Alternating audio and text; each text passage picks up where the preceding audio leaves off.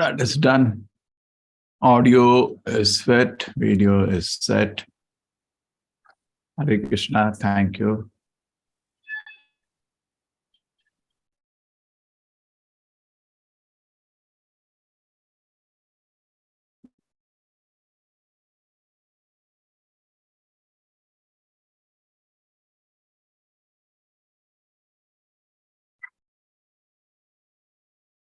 Jai Radha Madhova Kunja Bihari Jai Radha Madhova Kunja Bihari Gopi Janavallabha Girivaradhari Gopi Janavallabha Girivaradhari Yashodanandanam Vrajanandanam Yashodanandanam Vrajanandanam Yamuna Tira Vanachari Yamuna Tira Vanachari Jayo Radha Madhova Kunja Bihari Jayo Radha Madhova Kunja Bihari Gopi Janavallabha Girivaradhari Gopi Janavallabha Girivaradhari Yashodanandana Vrajanaranjana Yashodanandana Vrajanaranjana Yamuna Tira Vanachari Yamuna Tira Vanachari Jayo Radha Madhova Kunja Bihari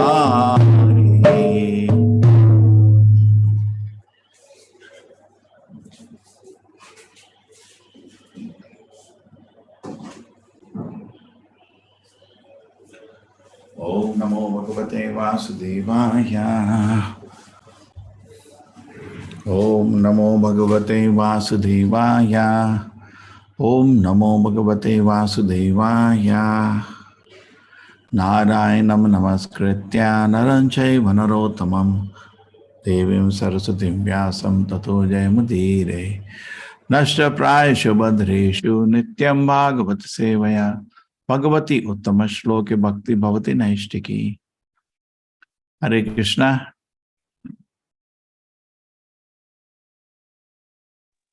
Hare Krishna, Prabhuji. Let it be on. Don't force mute people.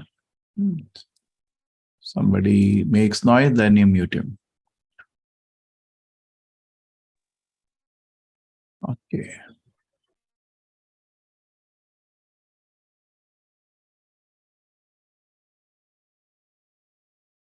तो आज का chapter है कर्म योग। अभी तक हम क्या हो रहा है भगवत गीता में थॉट फ्लो। पहले चैप्टर में आपके 3 लोग युद्ध भूमि को अलग अलग तरीके से देखते हैं। पहले धृतराष्ट्र, फिर दुर्योधन जी, अर्जुन जी।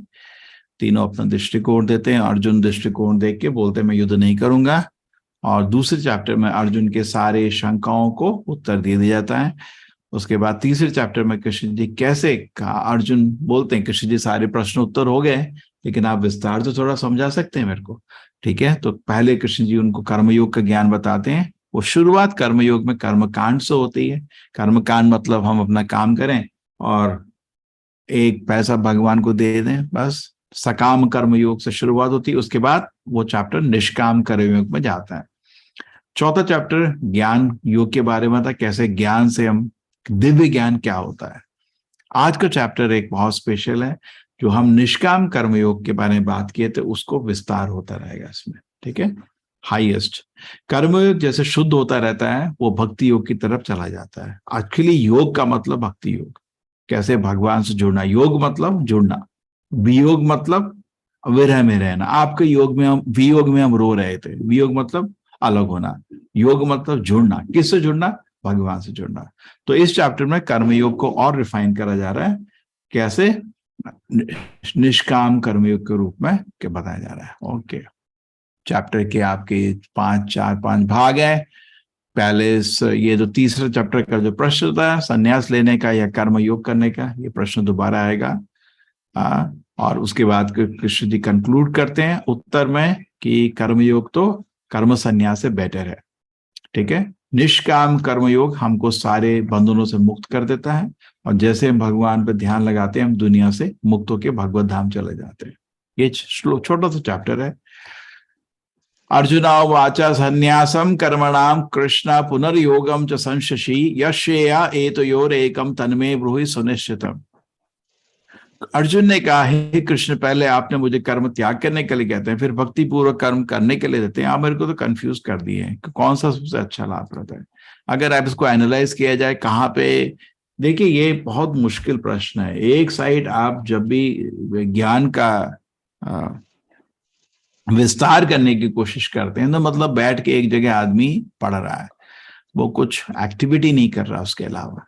और दूसरी तरफ हम जब कुछ कर्म करने के लिए बोलते हैं तो मतलब हम सोचते हैं उस आदमी का जब पूरे दिन भग रहा है, जिसको ज्ञान नहीं है।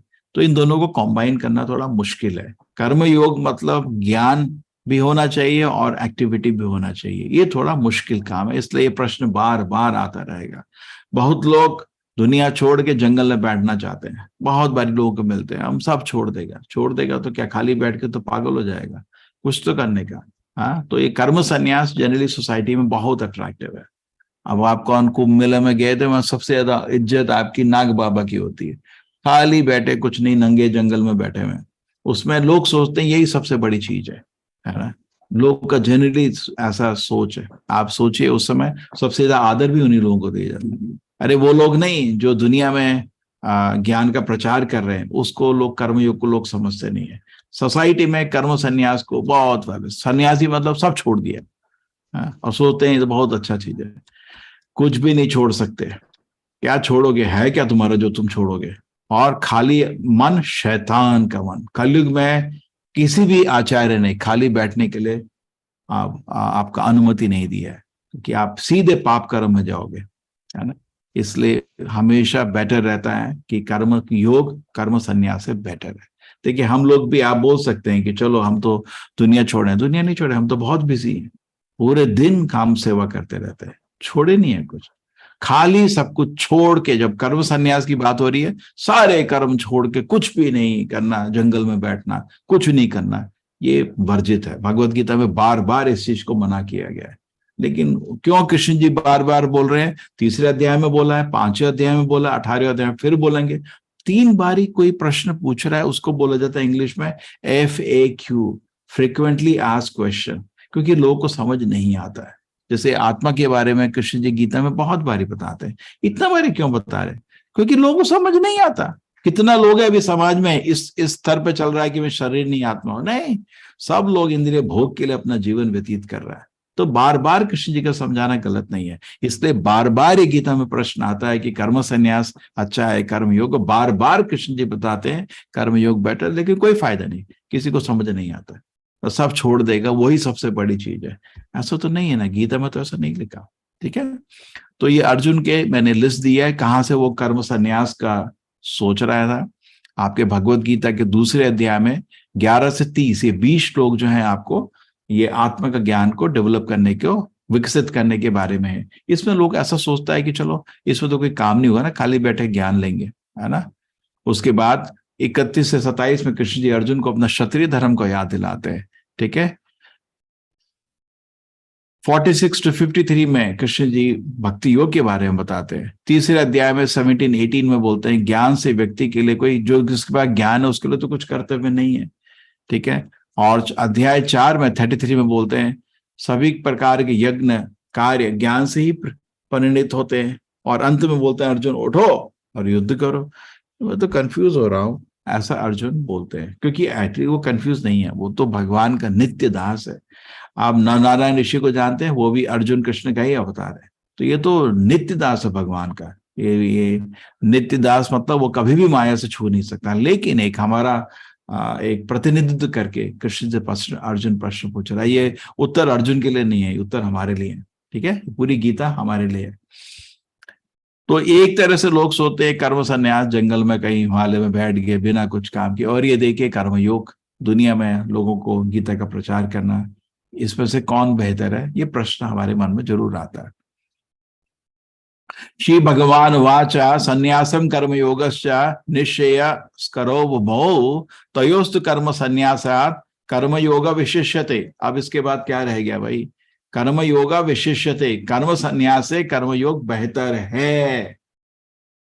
ठीक है, श्री भगवान ने उत्तर दिया, मुक्ति के लिए तो कर्म का परित्याग, भक्तिमय कर्म, कर्म योग दोनों ही उत्तम है, किंतु इन दोनों में कर्म का परित्याग से भक्ति योग कर्म श्रेष्ठ है। ठीक है, कलयुग में कर्म संन्यास कोई भी, मैंने तो कोई बोनाफाइड आचार्य देखा ही नहीं जो परंपरा में आता है इस चीज को रिकमेंड करेगा, कभी नहीं।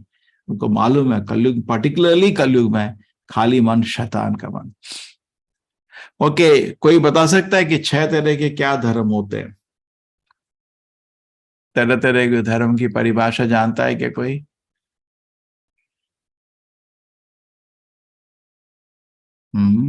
सब लोग चुप बैठे, ट्राई करो।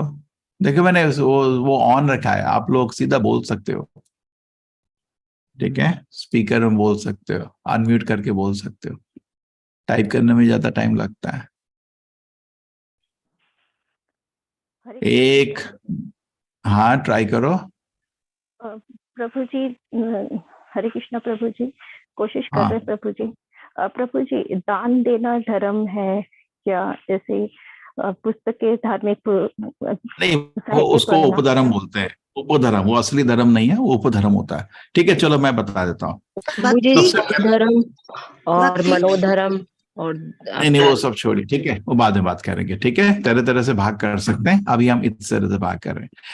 ये माफ करना, इंग्लिश में लिखा है मैं, लेकिन अब समझा रहा हूं। विधर्म मतलब पाप कर्म करना धर्म के नाम में।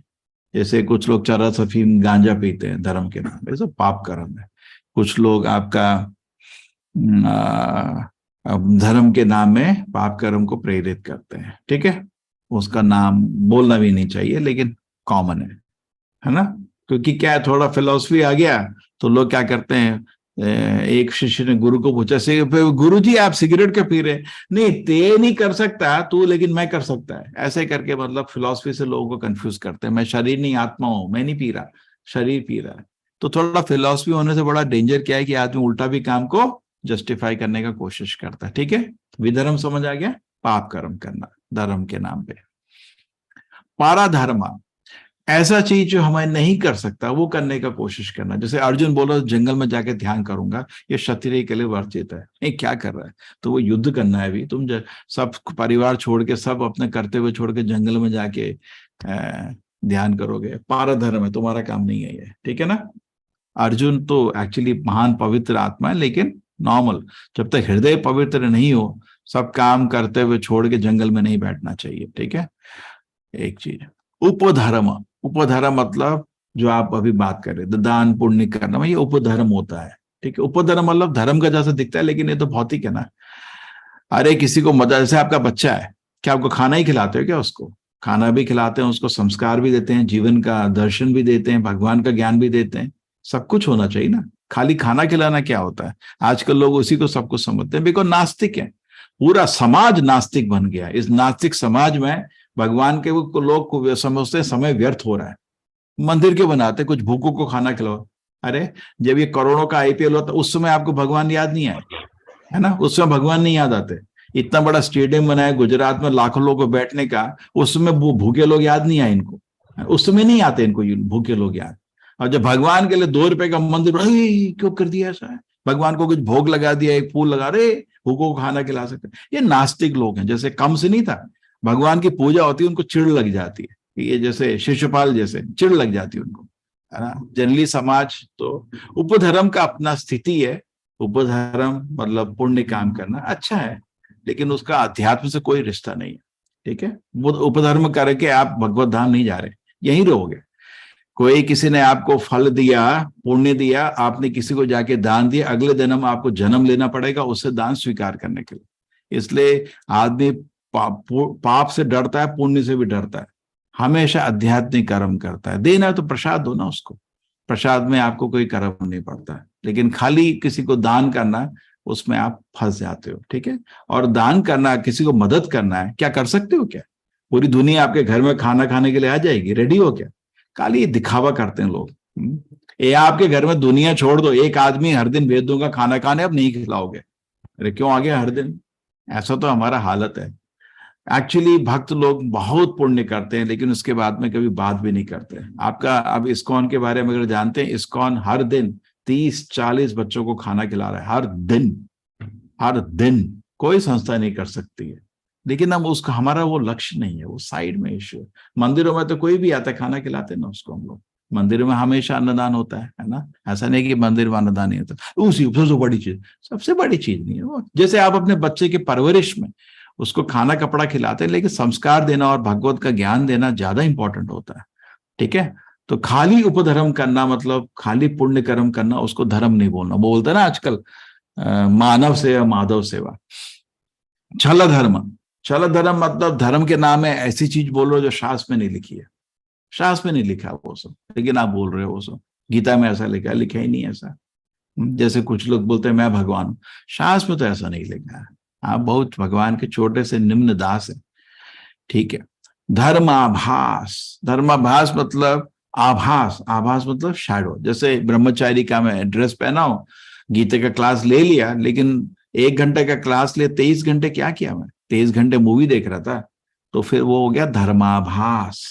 मैं आभास दे रहा हूं। आप सोच रहे हैं ये तो ब्रह्मचारी का ड्रेस में पवित्र आत्मा है, लेकिन मैं उल्टे सीधे काम में पूरे टाइम बिजी हूं, है ना? धर्माभास।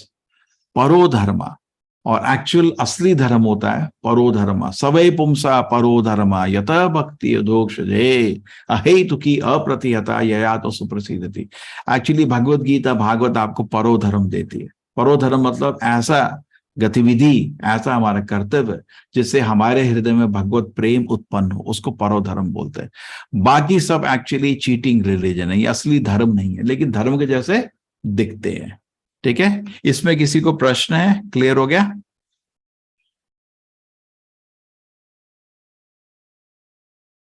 चलो, मानव से या माधव सेवा है, हाँ या नहीं, कैसे बताएंगे आप? कहाँ उसमें गलती है?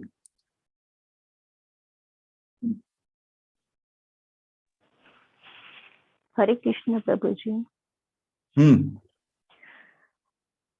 मानव सेवा, माधव सेवा मानी भी जाती है प्रभु जी और नहीं भी मानी जाती। अगर हम भौतिक उसमें अगर उनका कुछ देकर उनका भला कर रहे हैं तो वो मानव सेवा मानी जाएगी। माधव सेवा तब मानी जाएगी कि जब हम भगवान को लगा हुआ प्रसाद, भोग लगाया हुआ प्रसाद उनको वितरित करें, उनको तत्सत कह कर दान करें, तब वो माधव सेवा मानी जाएगी। अरे भगवान तो भूल गए बच्चों को खाना खिलाना, उनके बच्चे भूखे मर रहे हैं, मैंने खाना खिला दिया, है ना? ऐसा सोचते हैं ना लोग, है ना? हाँ, है ना? भगवान को मध्य में भगवान रख क्या कर रहे हैं? अगर मैं भगवान होता तो शायद बेटर करता, ये बेचारे भूखे मर रहे हैं। भगवान अपने बच्चों को खाना खिलाना भूल गए लग रहे हैं, तो मैं उनको खिला रहा हूँ। वो मानव अब तो भौतिक हो जाती है। भौतिक होने में अभी नेक्स्ट श्लोक में पता चलेगा आपको क्या गड़बड़ है। ठीक है, ओके, इंटरेस्टिंग। ये तिरुपति में भी अनफॉर्चुनेटली बोर्ड में ऊपर लगा हुआ है, बहुत मतलब दुर्भाग्य है। ये तो गीता का एबीसीडी ज्ञान है। अगर मानव सेवा सब कुछ होती तो भगवत गीता में एक बार ही तो भगवान बोल देते ना उसके बारे में, नहीं बोला। न तस्माद मनुष्येषु कश्चित् मे क्रियते। हाँ भाई, हाथ खड़ा करने की जरूरत नहीं, सीधा बोल दो। न तो मेरे कृष्ण जी बोल रहे हैं कि इससे बेहतर कोई नहीं है। कौन? जो ये गीता का ज्ञान दूसरे आदमी को देता है, इससे बेहतर कुछ नहीं है। तो वो क्यों उनको प्रिय है? क्योंकि वो परोधर्म है। हाँ, ये उपधर्म, उपधर्म का स्थिति बनता। मानव सेवा मतलब हम ऐसा सेवा जिसमें खाली आप भौतिकवाद ही सोच रहे हैं, उसका आध्यात्मिक और नैतिक जैसे गवर्नमेंट का प्लान होता है ना आपका 5 साल का, तो ये सब मानव सेवा है। इसमें अध्यात्म का उनका सेंट भी हरे नहीं कृष्ण है। ठीक है प्रभु ना? हाँ बोलिए प्रभु जी। मानव सेवा मतलब मेरे पहले तो हम एक मानव है हम्म इंडिविजुअली, तो हाँ, पहले जरूर। हम खुद का सेवा करना चाहिए पहले कि गीता का तो ज्ञान फिर या ये जो गीता की क्लास में क्या करना है यार? वो जी करिए, जी अपना सेवा करिए, से करिए ना। फिर जी गीता की क्लास में क्या करना है? हाँ आत्मा जरूरी है या शरीर जरूरी है? वही है ना, तो भौतिकवादी बोल रहे हो ना आप। अगर आपकी गाड़ी में कल भी समझाया था, एक्सीडेंट होता है तो आप गाड़ी से कूद जाते हैं। आत्मा ज्यादा इंपॉर्टेंट है, शरीर ज्यादा इंपॉर्टेंट है, ये सोचिए। आपको नहीं शरीर ज्यादा इंपॉर्टेंट है तो फिर गीता की क्लास में क्या करें? जाओ रोड में कूदो। आज जो सुबह सुबह लोग नहीं करते हैं ना, प्रभु वो जी, रोड में मेरा कहने भागते का हैं मतलब शरीर वो को नहीं स्वस्थ था करने। जी। मानव हम्म। सेवा मतलब पहले हमका खुद का मतलब आत्मा का सेवा करना चाहिए, उसके बाद हम लोग प्रचार या वही जो भी तो आप करेंगे बोल रहे हैं। मानव सेवा। आप भौतिकवाद को क्यों प्रोत्साहन दे रहे हैं इतना? जी गीता भौतिकवाद ये के क्लास में हम आत्मा का ज्ञान ले लें। आत्मा का ज्ञान ज्यादा इंपॉर्टेंट है शरीर से। दोनों का ध्यान रखना चाहिए, लेकिन आत्मा का ज्ञान आत्मा ज्यादा पहले होना इंपॉर्टेंट है। करेक्ट? जी प्रभु जी। वही तो बोल रहा हूं मैं भाई। हाँ, आप क्यों शरीर को पहले ला रहे हो? ठीक है, वो नहीं गलती नहीं मानव करिए ना। सेवा हाँ, तो आत्मा ज्यादा इंपॉर्टेंट है। करेक्ट ना? तो माधव सेवा मतलब आप भगवान की सेवा कर रहे हैं, उसमें सब कुछ इंक्लूडेड होता है। ऐसा नहीं कि हम भगवान की सेवा कर रहे हैं तो मैं भूखा मर रहा हूं। देखा ऐसा ऐसा लगता नहीं है ना? लग रहा है कि मेरे को देख के मैं खाना नहीं खाता करके? ऐसा तो नहीं लग रहा आपको ना? है ना? देखिए, ऑलराउंड जैसे अपने बच्चे का परवरिश करते हैं तो सब कुछ करते हैं ना। उसको खाना भी खिलाते हैं, उसको संस्कार भी देते हैं, उसको भगवान का ज्ञान भी देते हैं, है ना? मंदिर में आप पूजा के लिए भी ले जाते हैं, करते ना? करते। करेक्ट? अगर कोई आदमी ये सोचे मैं बच्चे को खाली ऐसा ज्ञान देगा कि उसका अच्छा उसको जॉब मिल जाए, आजकल माँ बाप ऐसे ही करते हैं, वो प्रगति कर जाए, मंदिर अंदिर नहीं ले जाते आजकल। पर्टिकुलरली छोटा बच्चा तो ले जाते हैं, बड़ा हो गया नहीं बेटा ये सब छोड़, तेरे को इसका कोई जरूरत नहीं है। फिर उसके बाद बच्चा या तो धर्म परिवर्तन कर देता है, या फिर वो, क्योंकि उसको तो घुटन हो जाती है ना, उसको तो चाहिए। भगवान की सेवा से जो आध्यात्मिक आनंद आता है उसकी वजह से आदमी भौतिक इंद्रिय भोग से दूर रह सकता है। लेकिन हम अपने बच्चों को ज्यादा ही चिंता करके, उनके आर्थिक व्यवस्था की चिंता करके ऐसे पागल हो जाते हैं चिंता में। कोई भी बच्चा, मैं तो 20 साल से बच्चों को पढ़ा रहा हूँ, अपना कोशिश करता हूँ गीता पढ़ाने का, लेकिन मैं देखा माँ बाप क्या गलती करते हैं, आप इससे भी स्वीकार करेंगे। सोचिए जरा, ज्यादा चिंता करते हैं। देखिए, कोई भी बच्चा 24 घंटा पढ़ाई नहीं कर सकता है ना। कितना पढ़ेगा? 2-3 घंटा पढ़ेगा, 4-5 मैच, उससे ज्यादा नहीं पढ़ सकता वो। नहीं बेटा, मंदिर नहीं जाने का, जपअप नहीं करने का तेरे को, ऐसे में हम तो यही सिखाते हैं बच्चों को स्कूल कॉलेज में, एटलीस्ट थोड़ा गीता पढ़ो, हर दिन आधा घंटा जप करो। बेटा ये सब नहीं करो, अभी तुम अपना कैरियर में फोकस करो। और क्योंकि उसको नहीं करने देते तो वो मूवी देखता है, कार्टून खेलता है, क्योंकि 24 घंटा कोई पढ़ाई नहीं कर सकता है ना। तो परवरिश में अगर खोट नहीं होगा तो ये क्यों हो रहा है कि कॉलेज में 90% लड़के एटलीस्ट दारू पीते हैं? ये क्या परवरिश है? माँ बाप को शर्म नहीं आनी चाहिए? क्या परवरिश कर रहे अपने बच्चों को? संस्कार क्यों नहीं देते? कॉलेज क्या कर देगा? आप घर से इस बिना संस्कार के उसको भेजोगे तो वो 2 दिन में दारू पिएगा। अच्छे संस्कार होंगे, नहीं करेगा, छुएगा भी नहीं, है ना? करेक्ट ना? थोड़ा हमारा समाज में आर्थिक चीज के लिए ज्यादा इतना चिंता कर दिया। अरे चिंता करने से कुछ नहीं होता, हर चीज का प्रैक्टिकल होना चाहिए। बच्चा 24 घंटे पढ़ाई नहीं कर सकता, कितना करेगा? 2 घंटा, 3 घंटा, 4 घंटा। उसके बाद जो समय है उसको गीता सिखाओ, हरिनाम का जाप कराओ, तो इतने अच्छे नागरिक पैदा होंगे कि आपको खुशी हो जाएगी दिल में देखे, है ना? अभी आपको जैसे न्यूज में पढ़ते हैं, बड़े बड़े पाप कर्म होते हैं। भारत में भी इतनी पवित्र भूमि में जन्म लिए लोग इतने गहरे पाप करते हैं कि शर्म आ जाती है ना? कभी कभी होता है ना। आपका दिल्ली में जो निर्भया का इंसिडेंट होता, पूरा भारत का मतलब मुंह काला हो गया, पूरा दुनिया थूकी, क्या देश है ये? ऐसी हमारी बेइज्जती, हम लोग को क्या हो गया है? इतने संस्कार इधर, इतने बड़े बड़े ऋषि मुनि आए इधर, इतने बड़े बड़े आचार्य आए, इतने ग्रंथ हैं, इतनी पवित्र नदियां, इतने तीर्थ स्थल है कि दुनिया में 1000 गुना भी कोई देश इसके मतलब नीचे है। सब सारा देश, कोई भी इसके आसपास भी नहीं आ सकता। वेदों में, शास्त्रों में भारत भूमि को महिमा इतनी बताई गई है। अयोध्या धाम इधर है, मथुरा धाम इधर है, जगन्नाथपुरी धाम इधर है। कुछ नहीं है दुनिया में ऐसा, इतना पवित्र स्थल, और इतने गहरे पाप क्यों हो रहे हैं? बिकॉज लोग पागल हो गए, खाली भौतिकवाद भौतिकवाद भौतिकवाद। छोटा बच्चा बड़ा होता है, देख तेरा दूसरा देश, देख वो अमेरिका जाके इतना कमा रहा है। एक ही रह गया क्या हमारा? एक ही मापदंड रह गया प्रगति का, पैसा पैसा पैसा, है ना? धर्म होगा तो पैसा तो अर्थ ऑटोमेटिकली आता है। अधर्म, अगर आपका बेटा अधर्मी बना, पैसा भी तो क्या करेगा? मैं को याद है, मैं इन्फोसिस का काम कर रहा था, सारे दोस्त वीकेंड में जाके बैठ के दारू पीते थे। क्या उनको फायदा हुआ पढ़ा लिखा के, है ना। कुत्ते बिल्ली का भी जीवन उससे बेहतर होता है। कुत्ते बिल्ली एटलीस्ट दारू तो नहीं पीते।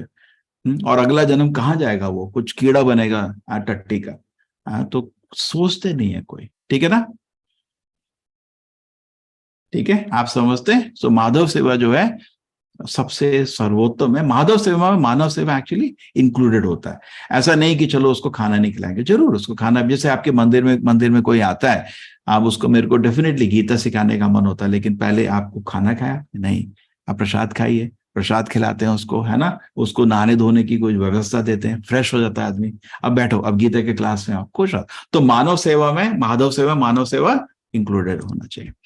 ये देखिए बहुत ही डीप एग्जाम्पल है, इसको समझिए, इससे आपको एक बहुत बड़ी गलती समझ आएगी खाली पुण्य को फोकस करने में।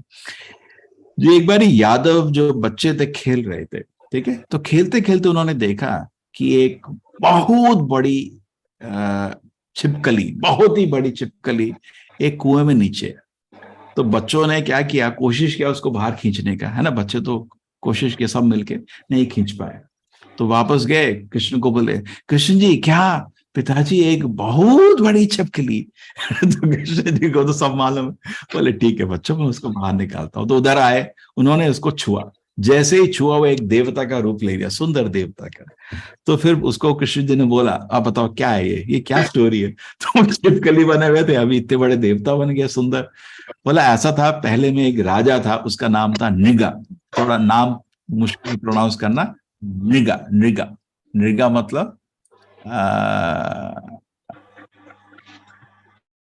ठीक है। तो मैं क्या करता था, बहुत दान करता था, ठीक है। क्या हुआ, तो एक बार ही क्या हुआ, मेरे पास एक गरीब ब्राह्मण आया, बोला मेरे को थोड़ा दान कर दो, थोड़ा मुश्किल चल रहा है। तो मैं, राजा ने बोला, पवित्र, पहले तो ऐसा नहीं है कि जन्म से ब्राह्मण, क्वालिफाइड ब्राह्मण, ठीक है, कुछ तरह से, पूरी तरह से नहीं। तो उसके ब्राह्मण को उन्होंने दान दे दिया, 10-12 गाय दे दी, जा। बोला खुश, गाय से मेरा सब काम हो जाएगा, बिकॉज गाय से आपका मालूम है दूध घी सब कुछ मिल जाता है। खुश होके चला गया। तो उसके बाद एक दिन दूसरा ब्राह्मण आया, उसने बोला कि सेम सिचुएशन है, तो उसने उसको भी 1 दर्जन गाय दे दी। उसके पास लाखों गाय थी। अब क्या हुआ, एक जो गाय उसने पहले ब्राह्मण को दी थी वो भाग के वापस आ गई और गौशाला में घुस गई, और गलती से उसने वही गाय दूसरे ब्राह्मण को दे दी। अब वो पहला ब्राह्मण अपनी गाय ढूंढते ढूंढते आया और उसने देखा है तो दूसरा आदमी ले जा रहा है। तो फिर दोनों की लड़ाई शुरू हो गई, ये तुम क्या मेरी गाय को क्यों ले जा रहे, नहीं मेरी गाय, अरे मेरी गाय। तो उसका राजा के पास पहुंच गया, तुम क्या करते हो, एक से दान लेके दूसरे को दे देते हो, और उसको श्राप दे दिया अगले जन्म में छिपकली बनने का। तो ये पुण्य काम में ये होता है, कोई भी आदमी पुण्य काम इस दुनिया में आप परफेक्टली नहीं कर सकते, कहीं तो गलती जरूर होगी, है ना। चलते चलते चींटी मर जाती है पैर के नीचे, बहुत मुश्किल है। और खाली आप भौतिकवाद में पाप पुण्य में रहोगे तो जरूर आपके हाथ से कहीं अनजाने में पाप हो जाएगा और फंस जाओगे निगाह की तरह। इसीलिए सबसे अच्छा रहता है आप भगवत सेवा में ध्यान लगाइए, तो गलती से कुछ पाप हो तो भगवान उसको माफ कर देते। जैसे आप भगवान के लिए मंदिर में जा रहे थे, आपका ध्यान था भगवान के चरण के लिए फूल ले जाने का, आप ध्यान से जा रहे हैं। भक्त तो हमेशा ध्यान रखता है कि चींटी को गलती से भी मैं ना मार दूं, लेकिन कुछ हो गया, आपसे चींटी दब गई, क्योंकि आप भगवत सेवा के लिए जा रहे हैं। तो वो जो पाप कर्म है उसको भगवान माफ। जैसे अर्जुन था, वो युद्ध कर रहा है कृष्ण के आदेश पे, इसलिए जो भी पाप कर्म हो रहे हैं, इतने लोग जो मर रहे हैं, उसको उसके सिर पे पाप कर्म नहीं पड़ता। लेकिन खाली भौतिकवाद पाप पुण्य सब कुछ नहीं है। बहुत लोग बोलते हैं ये दुनिया खाली पाप पुण्य है ना। लोगों को अध्यात्म और का या भगवत धाम का ज्ञान नहीं है।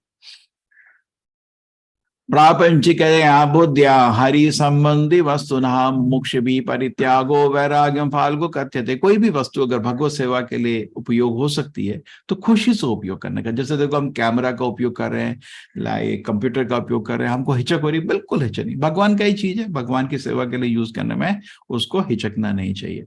मुमुक्ष भी परित्यागो, कोई अगर उसको छोड़ दे, वो वैराग्य, फाल्गु वैराग्य बोलता है। फाल्गु मतलब गलत वैराग्य, वैराग्य नहीं, ये होता है युक्त वैराग्य। कोई भी चीज है भगवान की सेवा के लिए जरूर यूज करना चाहिए। संन्यास तो महाभावो दुखम आप तुम अयोगतः योग युक्त मुनिर्ब्रह्मा न चरे नादि गच्छति। आप भगवान की सेवा में अगर नहीं लगेंगे तो खाली ये जो अकर्म करना, जो अभी जो आया था ना, मतलब कर्म का संन्यास लेना, कर्म का त्याग करना, वो पूर्ण नहीं रहेगा। ठीक है।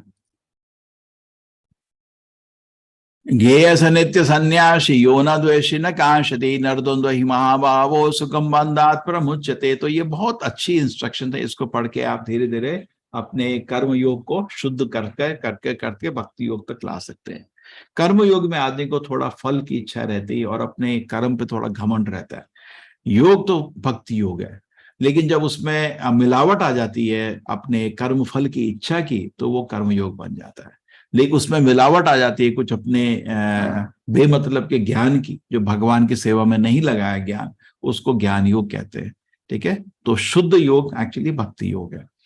जो पुरुष ना तो कर्म फलों की घृणा करता है, ना कर्म फल की इच्छा करता है, वह नित्य सन्यासी जाना जाता है। हे महाबाहु अर्जुन, ऐसा मनुष्य समस्त द्वंद्वों से रहित होकर बहुबंधन को पार करके पूर्णतः मुक्त हो जाता है। तो कर्म फल से आकर्षित नहीं होना चाहिए, ये निष्काम कर्म का प्रिंसिपल है। निष्काम कर्म आपका भक्ति योग के बराबर है। कर्म का फल त्याग करो, लेकिन कर्म को त्याग नहीं करो। ठीक है। ये एक बहुत महान आचार्य है, नामाचार्य हरिदास ठाकुर। ये हर दिन 192 माला जाप करते थे। ये आपके चैतन्य महाप्रभु के शिष्य, इनका नाम नामाचार्य हरिदास ठाकुर, बहुत शुद्ध भक्त है। ब्राह्मण्य आदाय कर्माणि संगम त्यक्ता करोति यः लिप्यते नास पापे ना पद्म पत्रम इवाम्भसा। जो व्यक्ति कर्म फलों को परमेश्वर को समर्पित करके आसक्ति रहित होकर अपना कर्म करता है, वह पाप कर्मों से उसी प्रकार अप्रभावित रहता है जैसे कि कर्म फल के जल से अपृष्ट रहता है। ठीक है। तो कर्म फलों को अगर परमेश्वर को समर्पित करेंगे तो आप फिर बनते नहीं है। जैसे आप देखिए, ये बड़ा मुश्किल है ना, आप दुनिया में रह रहे हैं, लेकिन दुनिया की जो मतलब कमजोरियां हैं, उससे उनको आपको प्रभाव नहीं हो। इस दुनिया में जैसे आप डॉक्टर हैं, और कोविड अभी अभी देखा था, बड़ा बीमारी, भगवान की कृपा से अब कैसे दुनिया मुक्त हुई है ना। लगता था अब तो गए, पूरी दुनिया ये मास्क की पहन के थक गए। एक अचंभा का चीज है कि ये कोर्स आपका इसी कोविड के टाइम में ही प्रसिद्ध हुआ। मैं पहले भी 18 दिन का कोर्स लेता था, 20-30 लोग ज्वाइन करते थे। अभी भी कोविड हो गया, लेकिन अभी भी 15,000 लोग इस कोर्स में, इस बैच में भी लगे हुए हैं। ठीक है। तो आप अगर दुनिया में हैं, चल रहे हैं, तो देखो ना, यहाँ सब लोग तो रजोगुण तमोगुण से प्रभावित रहते हैं, और बहुत ही इन्फेक्शियस होता है रजोगुण तमोगुण। तो दुनिया में ये सब रह के भी आप कैसे कर सकते हैं? हमेशा जो भी कर्म का फल है भगवान के चरण में अर्पित कर दीजिए, बस। ठीक है। आसक्ति रहित होकर अपना कर्म करता है। ठीक है। ठीक है। वो पाप कर्म उसी प्रकार अप्रभावित रहता है, जैसे कमल का जो पत्ती है उसमें पानी गिरता भी है तो बह जाता है ना। तो एक पद्म पत्रम इवाम वसा, कितना अच्छा शब्द है, पद्म पत्रम इवाम वसा। ठीक है। तो हमको दुनिया में रह के भी दुनिया के जो काम क्रोध लोभ मोह है उससे प्रभावित नहीं होना है। तो भगवान की सेवा में लगे रहिए, आपको माया भगवान की कृपा से, भगवान की शक्ति से आपको माया नहीं छुएगी। नहीं तो हम तो एक्चुअली भगवान की माया के सामने बहुत छोटे हैं, छोटा सा माया के जाल से इजीली फंस सकते हैं। लेकिन अगर भगवान की सेवा में अपना हृदय लगा हुआ, ऐसा नहीं होगा। ठीक है। ये देखिए, प्रभुपाद जी हैं हमारे आचार्य। अब ये अकेले 70 साल की उम्र में अमेरिका में है। ठीक है। इनके चारों तरफ लड़के लड़कियां बहुत सुंदर, कोई आकर्षण नहीं। अपना देखिए कितना ध्यान से हरि नाम का जाप कर रहे हैं। आप देखिए कितना ध्यान से अकेले बैठ के ऐसे जाप करते थे। ये जो माला पहने हुए देखिए, इनके पास तुलसी नीम भी नहीं पहुंच पाया तब तक। धीरे धीरे उन्होंने भारत में आगे मंगाया, वहीं कुछ रोजरी कुछ लेके इन्होंने बीड बनाया हुआ, अपने जप करते थे ये लोग। अभी इन्होंने सिर भी नहीं मोड़ा है, इन्होंने आचार्य को फॉलो करना शुरू किया कुछ लोगों ने। बाकी पब्लिक खाली बैठा तमाशे की तरह देख रहा है क्या हो रहा है पार्क में। प्रभुपाद जी जो कीर्तन करते थे, मिनिमम एक टाइम में 4 घंटे कीर्तन करते थे ध्यान से। हरि का नाम उपासक है, इसको बोलते हैं भगवान का नाम का पूजक, जो भगवान के नाम की पूजा। भगवान का नाम कोई ऑर्केस्ट्रा नहीं होना चाहिए, ध्यान से हरि का नाम का स्मरण कर रहे हैं।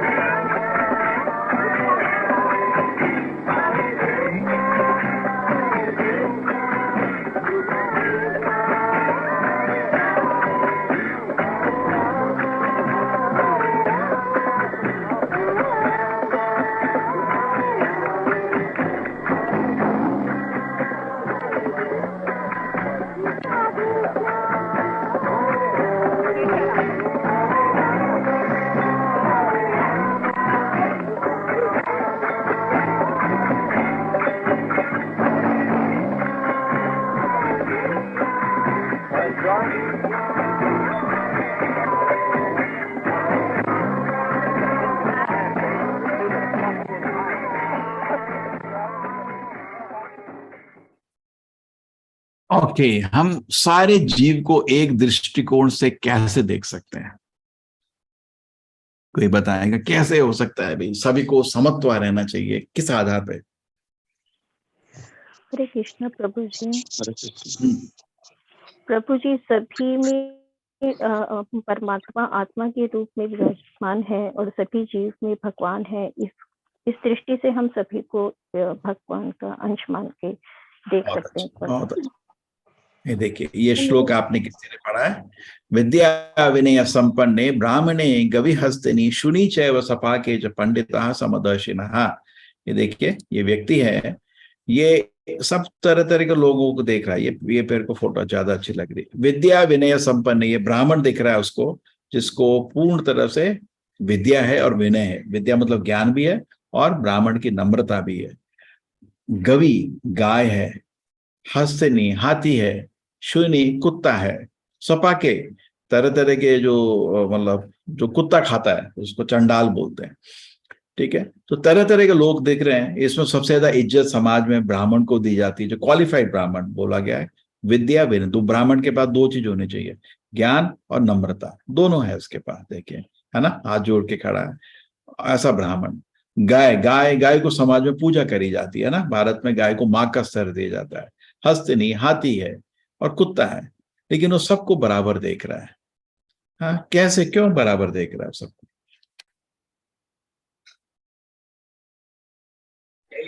हरे कृष्ण प्रभु जी। हाँ, हरे कृष्णा प्रभु जी।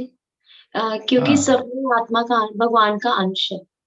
वो ठीक हम है, जो जी। और ठीक है, जैसे ठीक। आग जब भी होती है इतनी ज्यादा, उसमें से जो चिंगारियां होती हैं वो हम चिंगारियां हैं सब। ठीक है, ठीक है, तो सब जगह भगवान का अंश आत्मा देख रहा है। एक और चीज देखिए, बहुत अच्छा आंसर है। एक चीज, बहुत सुंदर चीज देखिए कि भगवान सबको बराबर प्रेम दे रहे हैं, इसलिए वो भी प्रेम बराबर देता है ना।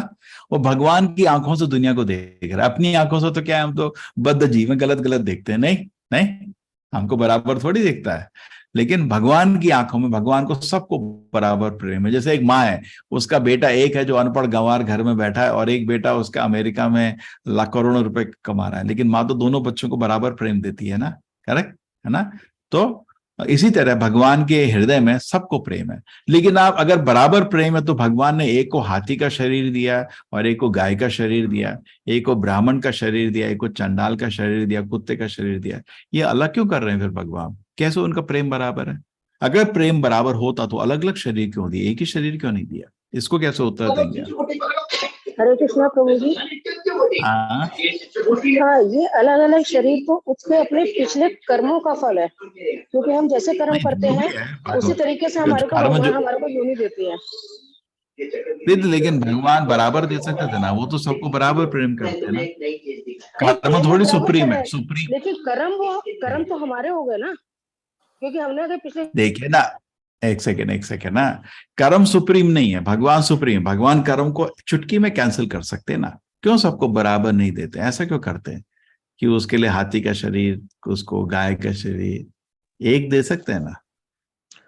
वो तो कर्म कोई सुप्रीम सुप्रीम भगवान है। हमेशा ध्यान रखना, कर्म सुप्रीम नहीं है।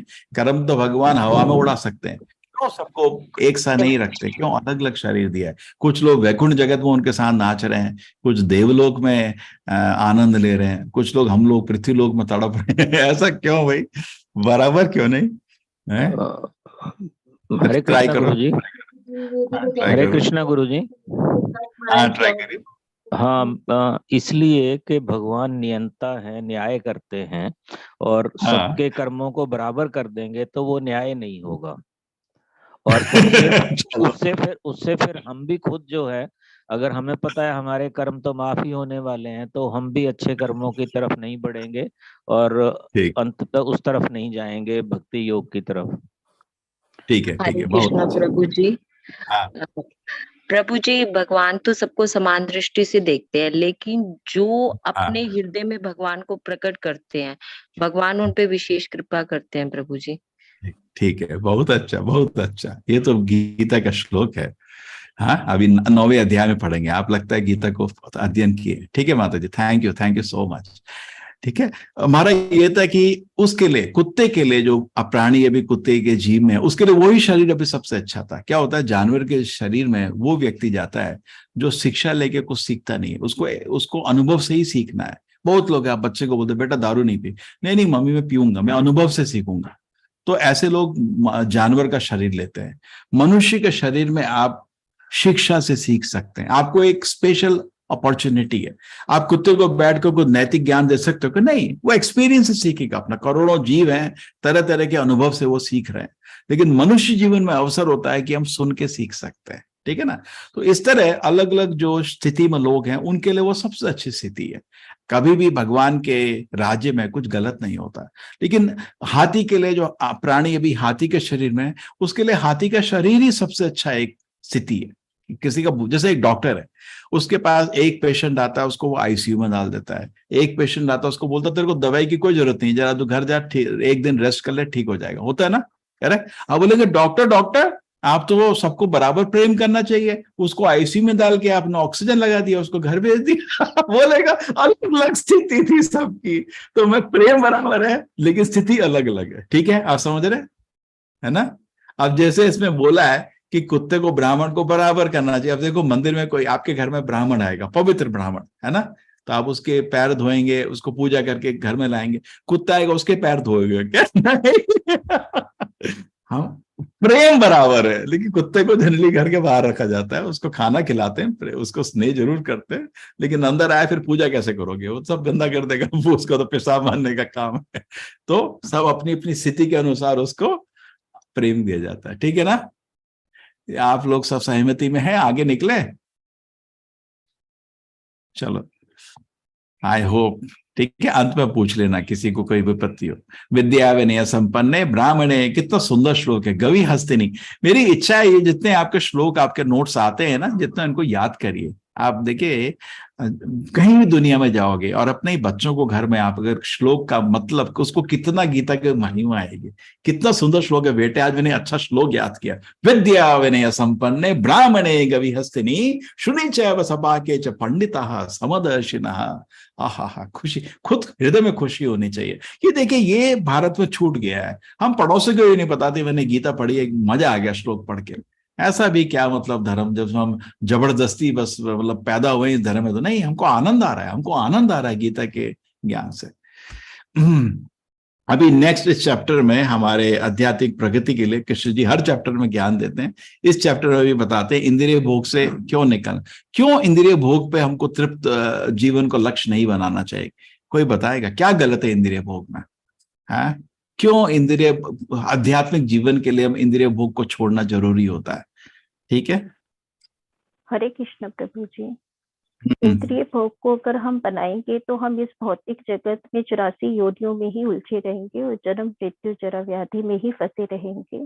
अगर हम भगवान इंद्रियों पे काबू करके अपनी सभी इंद्रियां भगवान की भक्ति में, भगवान के कार्यों में लगा देंगे तो हम इस भव सागर से पार हो सकते हैं प्रभु जी।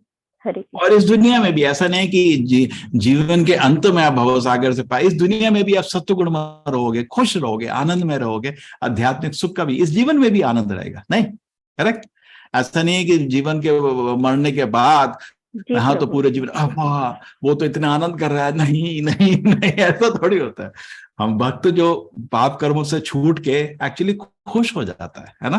नहीं, ये जीवन भी उसका अच्छा रहता है, शुभ रहता है, शांत रहता है ना, धीर रहता है वो आदमी। ठीक है, बहुत अच्छा उत्तर माता जी। और कोई ट्राई करेंगे, इंद्रिय भोग को क्यों छोड़ना चाहिए? हरे कृष्ण प्रभु जी। तो मानव जीवन जो हमें जो मिला है, ठीक है, जो अब तो अगर इंद्रिय भोग में हम लोग फंसे रहेंगे तो पशु और मानव में फिर कोई अंतर नहीं रह जाएगा, क्योंकि बहुत सुंदर, बहुत सुंदर। क्या फर्क रह गया फिर, है ना जी। आहार निद्रा भय, ये श्लोक मालूम है आप सब लोग कुछ श्लोक का अनुवाद बोल रहे हैं। एक्चुअली ये एक श्लोक है इसका, आहार निद्रा भय मैं तो नाम जब सामान एष पशु विनारा नाम। ये सब जानवर और मनुष्य में बराबर ही है। मनुष्य को क्या फायदा हुआ मनुष्य पैदा होने का, है ना, जानवर का ही जीवन बेहतर है उसका। और आप जानवर से कॉम्पीट भी नहीं कर सकते, जानवर को ज्यादा आनंद आता है हमसे इंद्रिय भोग में जी। ठीक है ना, बहुत अच्छे, बहुत अच्छे। चलो ठीक है, ये सब आप ठीक है। अपने बच्चों, हाँ, घर में ना मेरी विनती है, बच्चों को सिखाइए, सब श्लोक याद कराइए ये सब। और इन श्लोकों को याद करेगा ना, उसका उसका उसके जो गहरा उसका जो अर्थ है, सोच सोच के उसका एक श्लोक से जिंदगी बच सकता है। गीता इतना महान ग्रंथ है, ये कोई धर्म नहीं है इन द सेंस की जो सिर पे ठप्पे, ये ज्ञान है, ये तो विज्ञान है। इससे हमारा जीवन परिवर्तन, एक एक श्लोक से जीवन परिवर्तन हो जाता है। जैसे आज सोते ना ये तो धर्म है, पालन ही करना पड़ेगा, ऐसा धर्म नहीं है। इतना सुंदर ज्ञान है और इतनी सुंदर भाषा में लिखा है, संस्कृत भाषा है ना। ये ही संस्पर्शजया योग भोगा दुख योनव एवते। अब ये देखिए बहुत ही गहरा ज्ञान है। जब भी इंद्रिय भोग की तरफ हमको आकर्षण होता है, हम सोचते हैं तो मजा आ जाएगा, मजा आ जाएगा। दुखो योनव एवते, खाली दुख ही दुख है, आनंद नहीं है। जैसे रोड में एक सुंदर लड़की जा रही है, मन करता है छू दे, जा छू, थप्पड़ पड़ेगा, बाहर सारे तरफ समाज के लोग इकट्ठा होकर वो भी डंडे मारेंगे आपको, पुलिस स्टेशन में पुलिस भी मारेगी डंडा। हमको तो लगा था आनंद आएगा, ये डंडे क्या पड़ रहे हैं हमको, है ना। जैसे मधुमक्खी का एग्जाम्पल लिया जाता है, उधर जाके आपने सोचा थोड़ा शहद ले लेता हूँ, ऐसे मधुमक्खी काटेगी कि मर जाओगे। तो कृष्ण जी बोल रहे हैं, अरे मूर्ख, तू इंद्रिय भोग की तरह भाग रहा है, ये तेरे को सुख नहीं देगा। दुख योना, योना मतलब तो सुख की जगह दुख का जन्म होगा। आदि अंत, और ज्ञान देखिए, आदि अंतवंत कौन्तेय, जो इंद्रिय भोग का सुख होता है उसकी शुरुआत होती है और उसका अंत हो जाता है, वो कांस्टेंट नहीं है। देखिए बहुत इंपॉर्टेंट, आध्यात्मिक सुख जो होता है वो नित्य रहता है। आपको सोते समय भी मुस्कुराएंगे, सुबह भी उठ के मुस्कुराएंगे, पूरे दिन हृदय में गदगद आनंद रहता है। आध्यात्मिक सुख बहुत ही बड़ी चीज है। जैसे हनुमान जी इतना बड़ा पहाड़ लेके राम के लिए जा रहे थे, क्या सोच रहे थे क्या इसका तो 1 लाख देना पड़ेगा, होता ना। अब आपने कर्मचारी को कुछ काम दे दो भारी, क्या सोचता है इसका तो 10,000 पड़ेगा सर, है ना।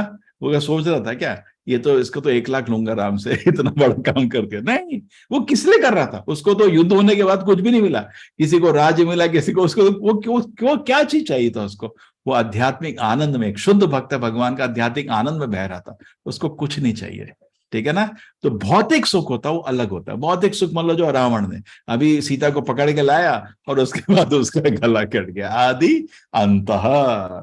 कोई भी भौतिक सुख हमेशा नहीं रह सकता ना। आदि अंतवंतः कौन्तेय न तेषु रमते बुधा। बुधा मत जिसके बाद बुद्धि है, ऐसे घृणित सुख के पीछे नहीं पड़ता, वो आध्यात्मिक सुख के ऊपर रमन्ते योगिनो अनंते, वो अनंत आध्यात्मिक आनंद के पीछे भागता। तो अपनी बुद्धि को यूज करके, अपने बुद्धि का उपयोग करके भौतिक सुख से अपने को खींचिए और आध्यात्मिक सुख पर लगा दीजिए। सोचिए मेरे को किसमें, इसमें क्या है, भौतिक सुख में लोग क्या क्या नहीं करते, है ना। और अंत में उनको सुख नहीं मिलता, दुख योनव एवते, दुख ही दुख मिलता है। ठीक है, अच्छा श्लोक मिला। अरे कोई तो हाँ बोलो भाई। जी प्रभु जी। तो उसको याद करिए और बच्चों को, अपने दोस्तों को बोली क्या श्लोक था, मजा आ गया। तो ऐसा नहीं कि कहते बोलते ना मैं तो हिंदू, गर्व करने, अरे गर्व करने को कुछ बात भी होनी चाहिए ना। कोई बताओ ये श्लोक जिसमें हमको पूरी दुनिया को इस श्लोक से फायदा होगा नहीं होगा, आप बताइए। कितने करोड़ों लोग इंद्रिय तृप्ति के लिए अपना जीवन नष्ट कर रहे हैं, सच है नहीं सच, है ना, है ना। वो गलत डायरेक्शन में भाग रहे हैं, उनको पता नहीं है इधर से रास्ता नहीं है, इधर से रास्ता है, बेवकूफों की तरह भाग रहे हैं। जैसे होता है ना जंगल में, बोलते हैं ना क्या कहते हैं, मिराज को देखते हुए, हिंदी में क्या बोलते हैं मिराज को, चलो मिराज को, वो होता है ना रेगिस्तान में, वो मिराज को देखते हैं, पानी के लिए भाग रहा है जानवर, है ना प्रभु जी। जो भी। तो हम भी मनुष्य जीवन में ऐसे जानवर भगता है, मिराज के पीछे चलता है, मनुष्य को नहीं भागना चाहिए। बुद्धि दी है ना भगवान ने, ठीक है। मरीचिका, ठीक है, थैंक यू, धन्यवाद। कितना अच्छा श्लोक था, सुन के आनंद आ गया, है ना। ये ही संसर्षजा भोगा दुख योनव एवते। बताइए अपने बच्चों को, ये ही संस्पर्शजा भोगा दुख योनव एवते आदि अंतवंतः कौन्तेय न तेषु रमते बुधा। क्या मतलब, अपने पे अपनाइए। एक ही श्लोक को पूरे दिन आकर सोचते रहे, इसका मतलब श्लोक को याद, भगवान के मुख से निकले हुए शब्द है, इसको सुन के ही आपका हृदय पवित्र हो जाता है ना। कितना अच्छा लगता है जब इकट्ठे बैठ के लोग गीता का या वेद का उच्चारण करते हैं, क्या आनंद आता है ना। तो इनका मतलब पता चल गया तो सोचे कितना सुंदर है जीवन। एक पूरा आज का दिन सफल हो गया। कितना अच्छा श्लोक है जो मेरे को एक मेरा जीवन सफल कर सकता है। ये देखिए अलग अलग हमारी 5 इंद्रियां हैं। कुछ प्राणी के पास एक इंद्रिया शक्तिशाली होती है, जैसे कीड़ों है, उनका बड़ा लाइट देख के उनको बड़ा मन करता है, अरे क्या है लाइट, अरे बेचारे बेवकूफ, ये नियॉन लाइट होता है ना, अंदर घुस जाते हैं उसके और बाहर निकल नहीं पाते, अंदर ही पक जाते हैं, उनका भुन जाते हैं अंदर है। तो अपना जीवन क्यों गंवा देते हैं? अपनी आंख को कंट्रोल नहीं कर पा रहे हैं। ये है अपने ये हिरण को, जब कोई भी शिकारी जाता है, हिरण छुपा रहता है अपना कहीं पे जंगल में, तो क्या करता है, हिरण के कान बहुत स्ट्रांग होते हैं, तो वहां बांसुरी बजाता है मजे से। तो और हिरण बेचारा, हाँ यार क्या अच्छा आवाज आ रही है, कहाँ से आ रही है, अपना सिर उठा के निकलता है, वो आइडेंटिफाई करके उसको फिर मार देता है। तो अपने कान की वजह से अपने ये जीवन का त्याग कर देता है। ये मधुमक्खी अपने नाक के वजह, अरे मजा आ गया क्या फूल है और फूल बंद हो जाता है, अंदर मर जाता है बेवकूफ। ये मछली, अरे भगवान ने बहुत दिया है खाने के लिए, कोई समुद्र में कोई खाने की कमी नहीं है, लेकिन ये क्या करता है, एक आपने नया चीज टांग दिया उधर, ये हिल नहीं रहा है, नया चीज लग रहा है, जाता है अपनी जीव की वजह से प्राण त्याग देता है। और ये हाथी सेक्स डिजायर की वजह से, हाथी को पकड़ना होता है अगर आपको, तो आप एक फीमेल हाथी को भेजिए और हाथी उसके पीछे भागने लगता है, और क्या होता है, फंस जाता है, ठीक है, एक गड्ढे में गिर जाता है और पकड़ लेते हैं इसको। तो अलग प्राणी के पास अलग इंद्रियां शक्तिशाली थी, लेकिन मनुष्य जीवन में एक प्रॉब्लम है, 5 इंद्रियां बहुत स्ट्रांग है, इसलिए अपना जीवन को इन चीजों से फंसने से बचाने का, ठीक है, और अध्यात्म में भी प्रगति करने का। ओके, अंत में लास्ट, शांति का क्या, इस चैप्टर में एक शांति का कृष्ण जी बताते हैं कि शांति कैसे मिलेगी, ठीक है, कोई बता सकता है, किसी को मालूम है क्या? भोक्ताराम यज्ञ तपसाम सर्वलोक महेश्वरम सुहृदम सर्वभूतानाम ज्ञातमाम शांति होना चाहिए। श्लोक को भी याद करना, लेकिन कोई बताएगा ये क्या है, इस श्लोक का मतलब, कैसे हमको शांति मिल सकती है, शांति का मार्ग गीता के अनुसार? कृष्ण प्रभु जी कि हरे कृष्ण मंत्र महामंत्र का जाप करते रहो, जब वो तो सबसे अच्छा चीज है, वो तो ठीक है, वो तो है, लेकिन ये शांति का जो इस श्लोक में क्या बताया गया है, भोक्ताराम, 3 प्रस्ताव दिए हैं, 3 चीज करोगे तो तुम्हारी शांति मिल जाएगी। एक कोई है भाई? कृष्ण प्रभु जी, हाँ, प्रभु जी भगवान की पूजा आराधना करना और अपनी इंद्रियों को भगवान को लगाना और सभी कर्मों को भगवान को समर्पित करना। बहुत अच्छा, बहुत अच्छा, ठीक है, अब इस श्लोक पे चलते हैं। भोक्ताराम यज्ञ तपसाम, देखिए हम प्रॉब्लम है कि हम भोग करने का कोशिश कर रहे हैं, अरे मूर्ख, तुम भोक्ता नहीं हो, तुम भगवान के दास हो। जैसे हनुमान जी कभी सोचते हैं कि मेरे को भोग करना है, नहीं, हमेशा राम के लिए कुछ लाऊं मैं, तो भगवान भोगता है, उनकी सेवा करो, वो आनंद में होंगे तो तुम आनंद में होगे। हमारा भगवान से रिश्ता ही ऐसा है, अगर भगवान खुश होते हैं तो हम खुश हो जाते हैं, और हमारी खुशी देख के भगवान और खुश हो जाते हैं। ये तो प्रेम का रिश्ता होता है ना।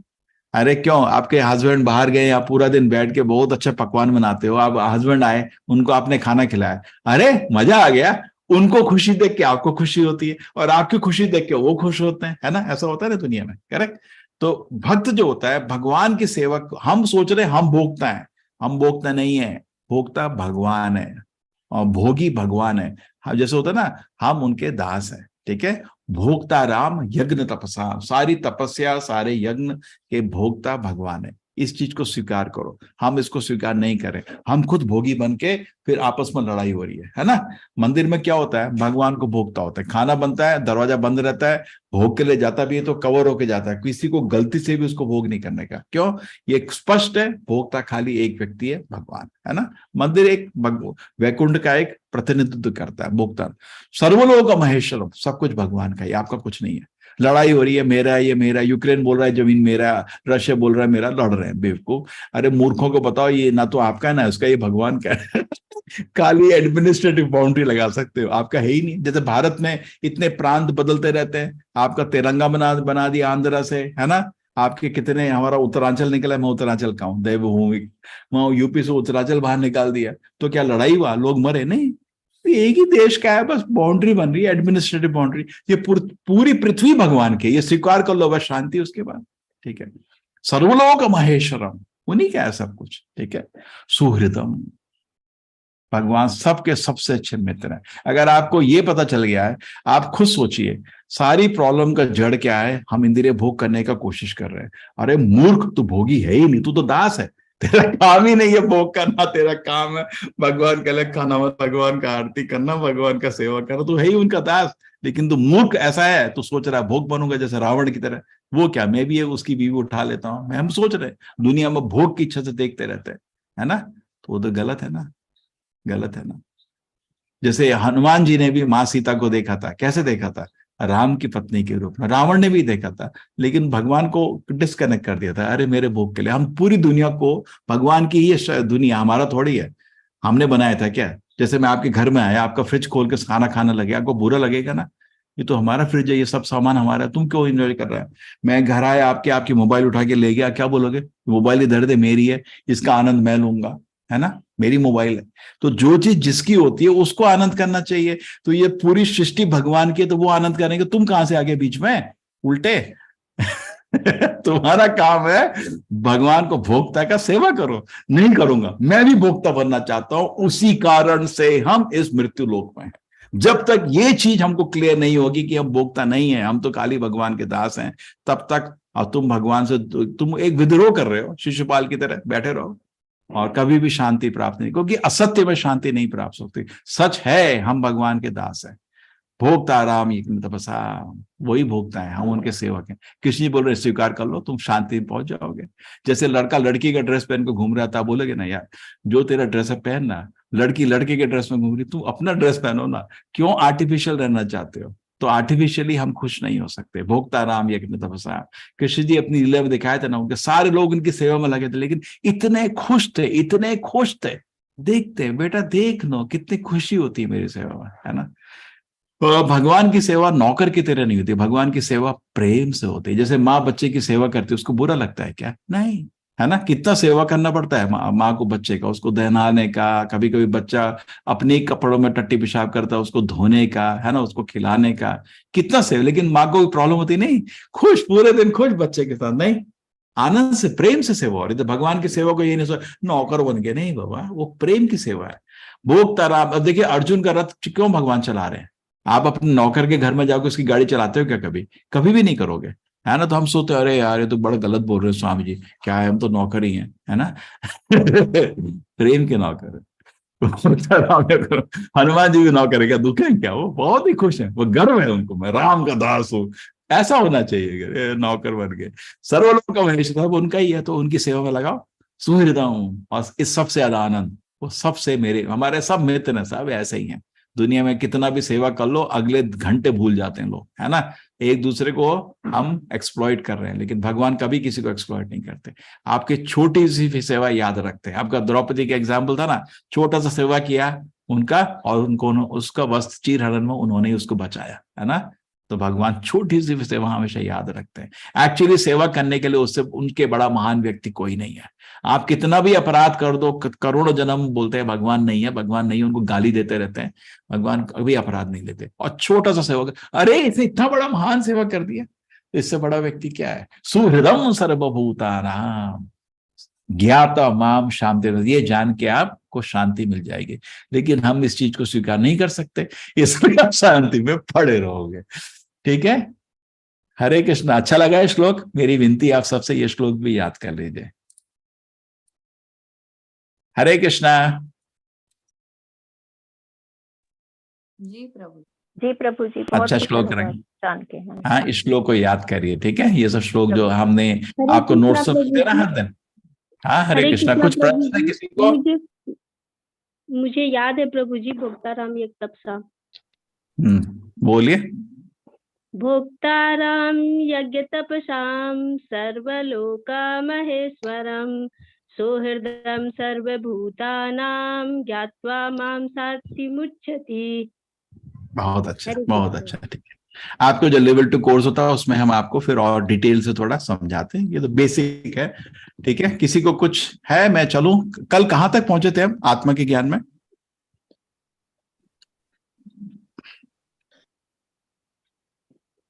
कहां तक? 18 कारण हो गए कल या शुरुआत हुई है? 18 कारण हो गए सर। हो गए। तो अभी मन के कंट्रोल के देखें 27 टेक्निक्स। नहीं है, नहीं है, प्रभु बहुत जी, है। कल के पे एक प्रश्न था कि वो जो आपने स्लाइड दिखाई थी कि जो मस्तिष्क होता है उसमें पानी भरा होता है और भक्त के उसमें मस्तिष्क पे क्या होता है प्रभु जी?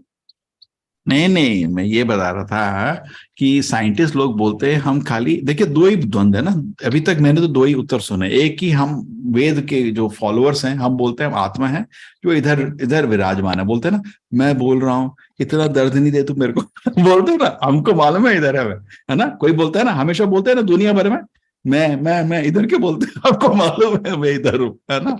ऐसा तो नहीं बोलता मैं बोल रहा हूँ, मैं बोल रहा हूँ, ऐसा तो कोई नहीं बोलता है ना। कौन बोलता है मैं बोल रहा हूँ, मैं बोल रहा हूँ हमको मालूम है हम इधर विराजमान है, इधर बैठे और भगवान ही शांत बैठे हैं। दो लोग बैठे हैं इधर इस भौतिक शरीर में, हृदय की स्थिति में दो लोग बैठे हैं, एक आत्मा भगवान का दास और भगवान शंख चक्र गदा पद्म मुस्कुराते हैं। अब भगवान कैसे विराजमान है, परमात्मा मुस्कुराते हैं, जैसे अर्जुन के सामने मुस्कुरा रहे थे ऐसे मुस्कुराते हैं। भगवान कभी दुखी नहीं रहते दुखी मतलब माया में। हाँ बोलिए प्रभु जी। प्रभु जी, एक सवाल, निजी सवाल है आपके आपके आपसे ही। अति प्रभु जी, आनंद, हाँ बोलिए। जी जी जी। प्रभु जी, आप आपने अपने जीवन को भौतिक जीवन से आध्यात्मिक जीवन में आप कैसे लेकर आए? थोड़ा नहीं मुझे इसके देखिए, बारे मेरे में को सबने बोला, मैं तो बता चुका हूँ शायद, सबने बोला तुम देखो अभी आध्यात्मिक जीवन में जाने का प्रयत्न कर रहा हूँ, बहुत बड़ा चीज है आध्यात्मिक में आने का प्रयत्न। मैं साधक हूँ, मैं कोई मुक्त पुरुष नहीं हूँ, ठीक है। जी तो क्या हुआ था, कॉलेज में था तो सबने बोला तेरा आईआईटी हो गया तो तेरी जिंदगी बन जाएगी, है ना, ऐसे घर में बोलते हैं ना। तो ठीक जी है, मैं आईआईटी चला गया, कानपुर सबसे नंबर 1 था उसमें, वहां पढ़ाई के लिए पहुंचा, लेकिन बहुत बोर हुआ बहुत बोर, मेरे को तो बिल्कुल ये क्या आनंद है यार, बहुत बोर हो रहा हूँ उधर। तो मैं सोचा क्या गलती है मेरे जीवन में, मैं कुछ उत्तर ढूंढ रहा था, लाइब्रेरी में फिलोसफी ढूंढता रहता था, नहीं मिल रहा था, और बहुत तरह क्या रहा था, यौवन अवस्था में मन डिस्टर्ब हो रहा था इधर उधर, कुछ मेरे को चाहिए था ज्ञान, अपने मन को कौन से फोकस नहीं हो रहा था, डिस्ट्रैक्ट हो रहा था, पढ़ाई में मन नहीं कर रहा था। उस समय मेरे को उत्तर चाहिए था, कैसे मन को कंट्रोल करूं, क्या मेरा जीवन का लक्ष्य है, ऐसा मेरे को प्रश्न होते थे। उस समय इस्कॉन के लोग मेरे कॉलेज में पहुंचे, ठीक है, उनके संग में मेरे को धीरे धीरे ज्ञान 4 साल लगे, समझ आ गया। फिर मेरे तो मन था कि मैं ब्रह्मचारी बनना चाहता हूँ, मेरे को भौतिक होता ना, पार्टी जाना, पैसा बनाना, इन चीजों के इंटरेस्ट बचपन से ही नहीं था मेरे को, है ना। लेकिन ये अध्यात्म के बारे में ज्ञान नहीं था, तो मिला भक्तों से ज्ञान, गीता पढ़ा, उसके बाद एक लक्ष्य बनाया मैं भी भक्त बनूंगा। लेकिन तो थोड़ा सा हिचक थी कि माँ बाप तो शुरू में तो आपको अनुमति नहीं देते ना, कह रहे, जी है ना। जी फिर मैं जॉब ज्वाइन कर लिया था बैंगलोर में इन्फोसिस में। फिर माँ बाप ने देखा कि इसको तो भक्ति में ही मन है, बोला तो उसी को कर, जिसको जो चीज तेरे को अच्छी लगती है वो कर, ठीक है। ओके, जी जी हरे कृष्ण। हरे कृष्ण प्रभु जी। प्रभु जी, माँ बापों की सहमति होना भी बहुत बड़ी बात है। आप पर कितना देखिए अरे वो तो ये दोनों तो क्लास ले आजकल रहे के हैं ना, माँ बाप नहीं मानेंगे प्रभु जी, आजकल के माँ बाप अमेरिका दोनों क्लास भेजेंगे। दोनों क्लास ले रहे हैं। मेरी माँ क्लास लेती 3 बजे यही कोर्स, और पिताजी भागवत का क्लास लेते हैं सुबह 8 बजे और शाम को 8 बजे हिंदी में, ठीक है, ठीक है। हरे कृष्णा। प्रभु जी। हाँ प्रभु जी, एक बड़ा संशय में फंसा हूँ कल से। शाम में जब मैं ड्राइव करके आ रहा था ऑफिस से, तो अचानक से गाड़ी के सामने एक छोटा सा कुत्ता आ गया, पता नहीं कहाँ से आ गया, और वो बिल्कुल चप गया। अब मुझे समझ में नहीं आ रहा है क्या करूँ, कल से इतना दुखी हूँ इस बात को लेकर, पता नहीं मेरे हाथों से ये क्यों होना था। नहीं नहीं, देखिए क्या होता है, क्या होता है, दुख मतलब माया, तो दुख नहीं होता भगवान का भक्त को, तो ज्ञान होता है, ज्ञान से दुख नहीं आता। ज्ञान ये कि देखिए दुनिया में आप तो किसी का बुरा नहीं करना चाहते, है ना, लेकिन दुनिया ऐसी है कि पुण्य पुण्य हमेशा नहीं कर सकते, पाप हाथ से हो जाता है ना। ये दुनिया कितना डेंजरस है। देखिए आपने पाप कर्म का कोई भी इच्छा नहीं किया था, है ना, कोई भी इच्छा नहीं किया, कोशिश किया लेकिन चिपक गया। ये दुनिया ही ऐसे है। अगर आप सोचेंगे कि पुण्य पुण्य पुण्य करेंगे तो पाप, ऐसा है कि जैसे आप रास्ते में चल रहे थे, अभी मैं रिवर्स करके बता रहा हूँ, और ध्यान से चल रहे थे, कोने में चल रहे थे, तब भी किसी गाड़ी आई, उसका होता ना कभी कभी गाड़ी का कंट्रोल उसके हाथ से निकल जाता है, कभी गाड़ी का कुछ टूट जाता है, और आपको आके उसने आपको चिपका दी, और आपके पीठ में इतना दर्द। व्यवहारिक रूप में आप जरूर उसको बोलेंगे क्या कर दिया तूने, मेरी तो पीठ तोड़ दी, हो सकता है केस भी कर देंगे, है ना, करेक्ट, रिपोर्ट भी कर देंगे, इंश्योरेंस भी क्लेम करेंगे, लेकिन हृदय में आपको मालूम होना चाहिए मेरे ही कर्म आ गए मेरे सिर पे। कोई भी आदमी आपको हानि नहीं कर सकता, कोई भी नहीं कर सकता, आपके ही कर्म आते हैं, ठीक है ना। तो कुत्ते का भी ऐसा थोड़ी था आपने प्लान किया था, उसके ही कर्म थे, उसका शरीर का अंत वैसा ही था, ठीक है। जी अगर आपने प्लान करके उसको गाड़ी मारा होता तो आपने एक महान पाप कर्म क्रिएट कर दिया होता कल, है ना। आज ऐसी तो कोई प्लान तो प्लानिंग नहीं किया नहीं ना थी, आपने। और हमने जैसे कोशिश भी किया और मुझे लगा कि इससे ज्यादा कोशिश करने में फिर और दिक्कत हो सकती थी। नहीं देखो, जैसे आप अगर ध्यान से भगवान का नाम जप कर रहे हैं और गाड़ी चला रहे हैं, अपने इंद्रिय भोग अपने इंद्रिय भोग के लिए अगर गाड़ी चला रहे होते, उसमें रास्ते में कोई मरेगा तो पाप पड़ेगा, है ना। लेकिन आप चला रहे थे मंदिर जाने के लिए, है ना, और ध्यान से भी, वो भी ध्यान से चला रहे थे, लेकिन आ गया, ठीक है, भगवान क्या करें, हमने तो कोशिश करी, लेकिन हमारा, तो उसमें भगवान माफ करते हैं। जैसे अर्जुन, अगर अब जैसे आप देखिए, एक आप सोल्जर है और आप जाके इंडिया पाकिस्तान का या चाइना का भी हुआ था ना हाथापाई, है ना, उधर आपने 50 उनके सोल्जर मार दिए, आपको परमवीर चक्र मिलता है ना, दंड नहीं मिलता। लेकिन आप अपने पड़ोसी को मार के आओ, उसे गवर्नमेंट टांग देगी, है ना। नहीं तो तो उसी तरह जब आप मैं भगवत, मंदिर से नहीं आ रहा था प्रभु जी, मैं तो नहीं नहीं, ऑफिस से आ तब रहा भी अपने हृदय में आप जैसे काम कर रहे हैं, ऑफिस में भी काम कर रहे हैं, उसमें जो धन मिलता है उसमें से 1% भी, छोटा अमाउंट भी अगर भगवान के लिए दे रहे हैं, तो आप अपना काम अब भगवान के लिए करना शुरू कर दिए, है ना। करेक्ट। तो इस तरह अपने सब चीज को भगवान से जोड़ दीजिए और उन्हीं की सेवा में लगे रहिए। कोशिश करिए कि पाप ना हो, लेकिन अपने इंद्रिय भोग के लिए जब हम काम कर रहे होते हैं, सारा पाप पुण्य हमको भागीदारी बन जाता है। ये तो अर्जुन को कृष्ण से समझा रहे हैं, ये युद्ध तुम मेरे आदेश में कर रहे हो, तुमको पाप पाप पुण्य कुछ नहीं पड़ेगा, है ना। जी करेक्ट, धन्यवाद है प्रभु ना। जी, अर्जुन को बड़ा बहुत बहुत चिंता थी, अर्जुन को, है ना, अर्जुन को चिंता थी कि पाप ना हो जाए मेरे हाथ से, इतने ये लोग यहाँ मर जाएंगे, पाप हो जाए। कृष्ण जी बोला पाप क्यों होगा, मेरे आदेश में काम करने में पाप पड़ता है क्या, ये तो नई चीज है। हनुमान जी लंका जला के आए, कोई नहीं बोला पाप किया, है ना। धन्यवाद प्रभु जी, बड़ी तसल्ली हुई सुन के। नहीं सोचिए, मैं खुद सोचिए इसके बारे में। हम तो देखो क्या है ना, ये गीता का बड़ा एक यूनिक चीज बताता हूँ मैं आपके, टाइम हो गया तो शंख बजने वाला जोर का, कि गीता एक साइंस है। बाकी धर्म भी पवित्र हैं, सारे धर्म पवित्र होते हैं, किसी धर्म का कभी बुरा नहीं बोलना, सब पवित्र है, लेकिन उसमें साइंस कम है। गीता एक साइंस है, इसको अप्लाई कर सकते हैं इसको, क्योंकि आप फंडामेंटल समझ जाते हैं, आत्मा का ज्ञान, कर्म का ज्ञान, परमात्मा का ज्ञान, ये तो कहीं पे भी नहीं है गीता। तो इससे हम अलग अलग एप्लीकेशन, रामानुजाचार्य ने एक एप्लीकेशन बताई, मध्वाचार्य ने दूसरे एप्लीकेशन बताए, शंकराचार्य ने तीसरे एप्लीकेशन, समय के अनुसार, उस समय वही ठीक था, लेकिन ज्ञान नहीं बदला उन्होंने, गीता का ज्ञान नहीं बदला किसी ने भी। आप समझ रहे, है ना। जैसे आप कंप्यूटर साइंटिस्ट हैं, अगर आप कंप्यूटर साइंटिस्ट हैं तो आप मेरे मोबाइल के लिए इस एक सॉफ्टवेयर बना देंगे, दूसरी मोबाइल के लिए दूसरा सॉफ्टवेयर बना देंगे, है ना, कंप्यूटर के लिए तीसरा। तो आपने अलग अलग, लेकिन साइंस तो नहीं बदलते। तो spiritual science, Gita spiritual science बताती है, इससे आप सारे धर्म को खुशी हो सकती है। अरे इतने लोग 5 बारी दिन में नमस्कार करें भगवान को, कितना अच्छा है। एप्लीकेशन, आप एप्लीकेशन को सराह सकते हैं, है ना, लेकिन समय के अनुसार एप्लीकेशन बदल सकती है। तो आपको समझ आते है कि आज कौन सी एप्लीकेशन ठीक रहेगी, क्योंकि आपको साइंस मालूम है। लेकिन ऑर्डनरी आदमी एप्लीकेशन नहीं बना सकता। सब हम तो दुकान में जो आदमी होता है, टक टक टक दबा के उसको प्रिंट आउट मिल जाता है ना, उसको नहीं ज्ञान है कि कैसे एक सॉफ्टवेयर बनाना है, नहीं। तो आचार्य लोग पूरा सॉफ्टवेयर को अच्छे से, स्पिरिचुअल साइंस को, उनको अध्यात्म ज्ञान बहुत डिटेल से मालूम होता है, इसलिए वो एप्लीकेशन बनाते हैं समय के अनुसार, है ना, और एप्लीकेशन काम करती है।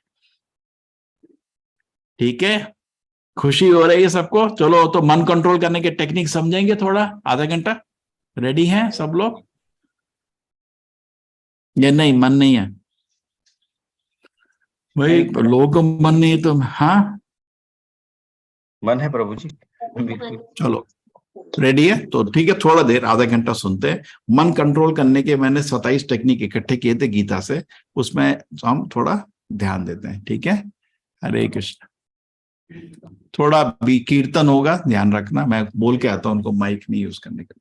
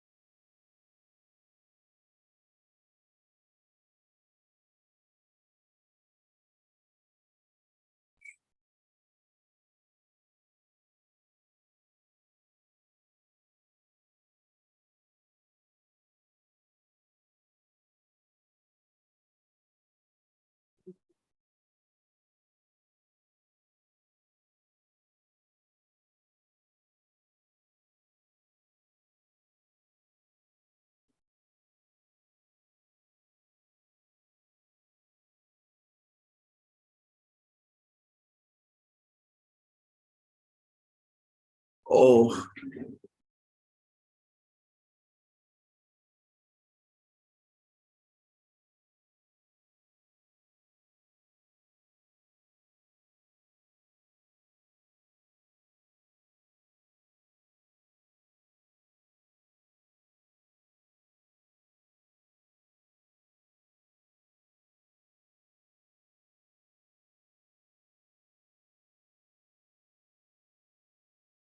एक सेकेंड। हाँ,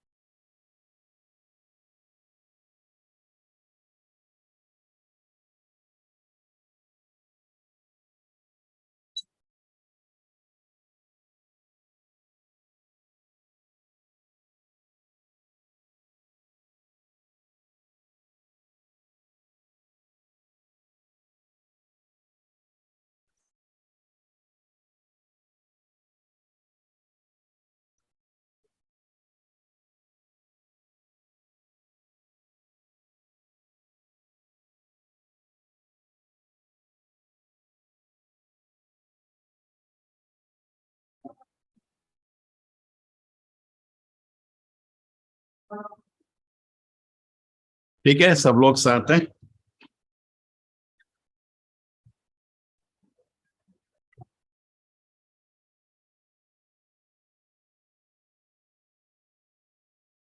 Being a slave to a bad habit or a servant of a good habit, the choice is yours. ठीक है, तो हम लोग आदतें बनाते हैं, कुछ अच्छी कुछ बुरी, और बुरी आदतों से हमारा जीवन नष्ट हो जाता है। इधर से हम शुरू कर रहे हैं।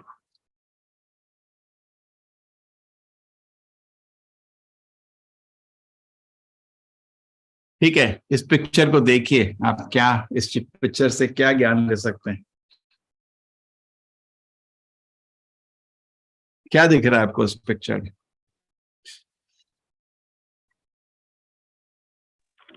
हरे कृष्णा प्रभु जी। इसमें एक मनुष्य लटका हुआ है पेड़ पे और ऊपर से शहद टपक रहा है और वो उस शहद को खा रहा है, जबकि मधुमक्खियां उसको काट रही हैं। और अगर वो अपना हाथ छोड़ देगा तो नीचे नाग उसके डसने के लिए तैयार बैठे हैं।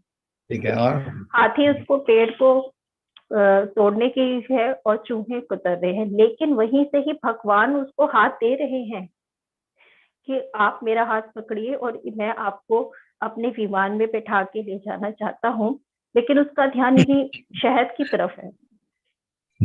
हरे कृष्णा। तो भौतिक जगत में कुछ सुख है, तेरे भोग का सुख। अरे भगवान, तुम्हारे हाथ पकड़ के क्या दूंगा मैं, इतना आनंद है। उसको दिख नहीं रहा कि कितने कष्ट इस जिंदगी में चल रहे हैं, उसको दिख नहीं रहा कि मृत्यु आने वाली है। और तरह तरह के ये जो चूहे क्या है, दो चूहे क्या है, ये किसका प्रतिनिधित्व कर रहे हैं? दिन का और रात का, है ना। तो चूहे धीरे धीरे पेट टहनी काट देंगे, मरना तो है एक दिन। और बुढ़ापा, तरह तरह की बीमारी आपका हाथी के बराबर हो गया, है ना। तो इतने कष्ट में भी आदमी शहद चख रहा है, देखो ऐसा बेवकूफ। प्रभु जी, वो शहद तब तक चाटता रहेगा जब तक वो खत्म नहीं हो जाएगा, मतलब कभी वो खत्म तब नहीं तक होगा। भौतिक सुख भोगता रहेगा जब तक बुढ़ापा उसको नहीं आ जाएगा। और भगवान उसको भगवान का- जवानी में ले जाने के लिए तैयार है, लेकिन वो तब इसको शहद का मतलब अपना आनंद लेता रहेगा भौतिक सुख में, और उसको भगवान नहीं दिख रहे हैं। हरे कृष्ण। वो माया का ये शहद जो है ना, शहद का जो स्वाद है, माया का जाल है। हमको वो उसका आनंद दिखता है मूर्ख को, लेकिन भगवत सेवा का आनंद नहीं दिखता है ना। और इतनी मुश्किल से हम जीवन को व्यतीत कर रहे हैं। इसको घर में लगा दीजिए सब लोग, बड़ा पोस्टर, हमारा जीवन खुद तो जी देख प्रभु के जी, लोग बहुत सोचेगा अच्छी लगती है ये भी।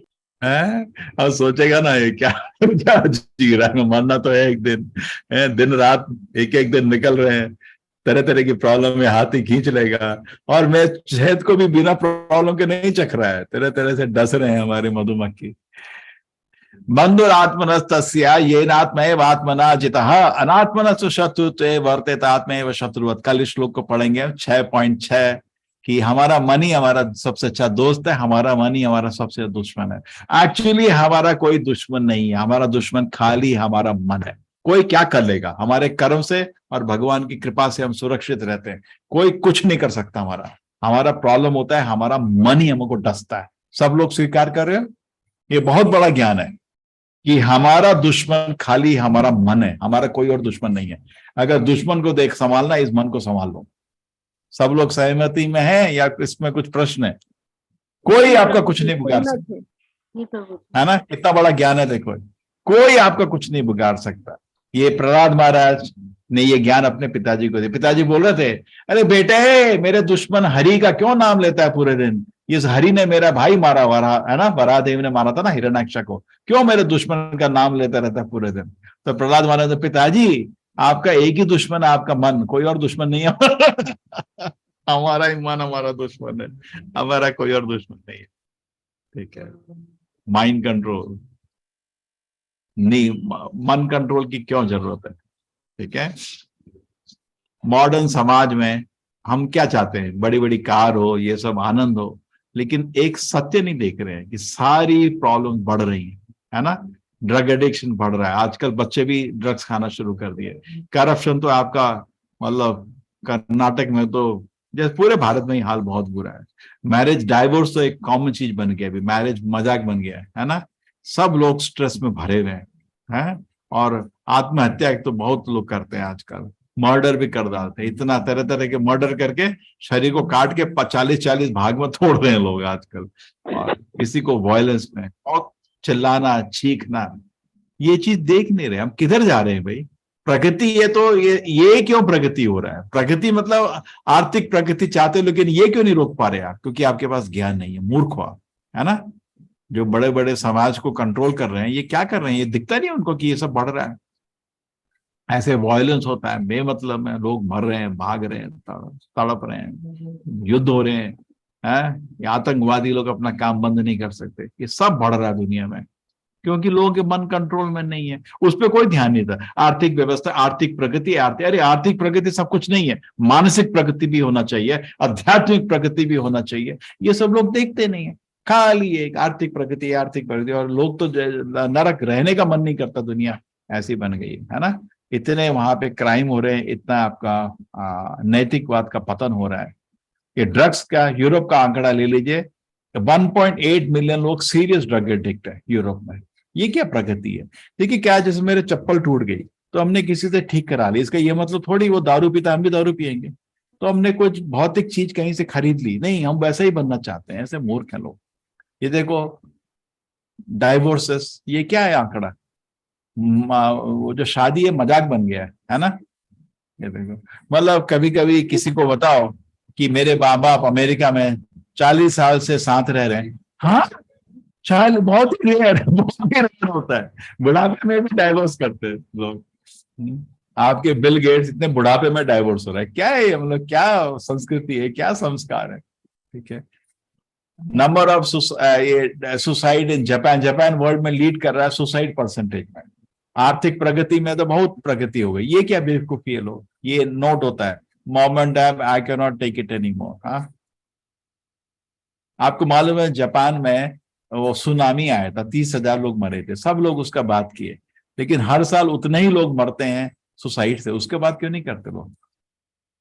अमेरिका में कितने लोग सुसाइड करते हैं हर साल? किसी को गैस है क्या? देखिए भारत में कुछ किसान कभी सुसाइड करते हैं, समझ आता है, बेचारे किसानों के खाने के लिए नहीं था घर में, वो लोन नहीं दे पा रहे वापस, है ना? तो बहुत बुरा लगता है। लेकिन अमेरिका में तो ऐसा नहीं है ना, वहां तो ऐसा स्थिति नहीं है आर्थिक, तो वहां क्यों सुसाइड करते हैं? कोई मेरे को बता सकता है कितने लोग सुसाइड करते होंगे हर साल? 10,000, 50,000, 1, 2? सब लोग चुप बैठे। मुझे आंकड़ा तो नहीं पता, लेकिन भौतिक सुख के लिए वो भागते हैं, और जिसमें भौतिक सुख में उनको शांति नहीं मिलती, सुकून नहीं मिलता। कितना देखो, 650,000, कितना नंबर है देखो। अगर भारत का जो क्या कहते हैं पॉपुलेशन है, अमेरिका से 4 गुना बड़ा है। अमेरिका का 300 मिलियन है, हमारा 1.2 बिलियन है। अगर सेम रेट सुसाइड इंडिया में होगा ना, तो करीब 2.5 मिलियन लोग हर दिन सुसाइड कर रहे होंगे, मतलब साल में। या जीना मुश्किल हो जाएगा। कोई इधर से कूद रहा है, कोई उधर से कूद रहा है।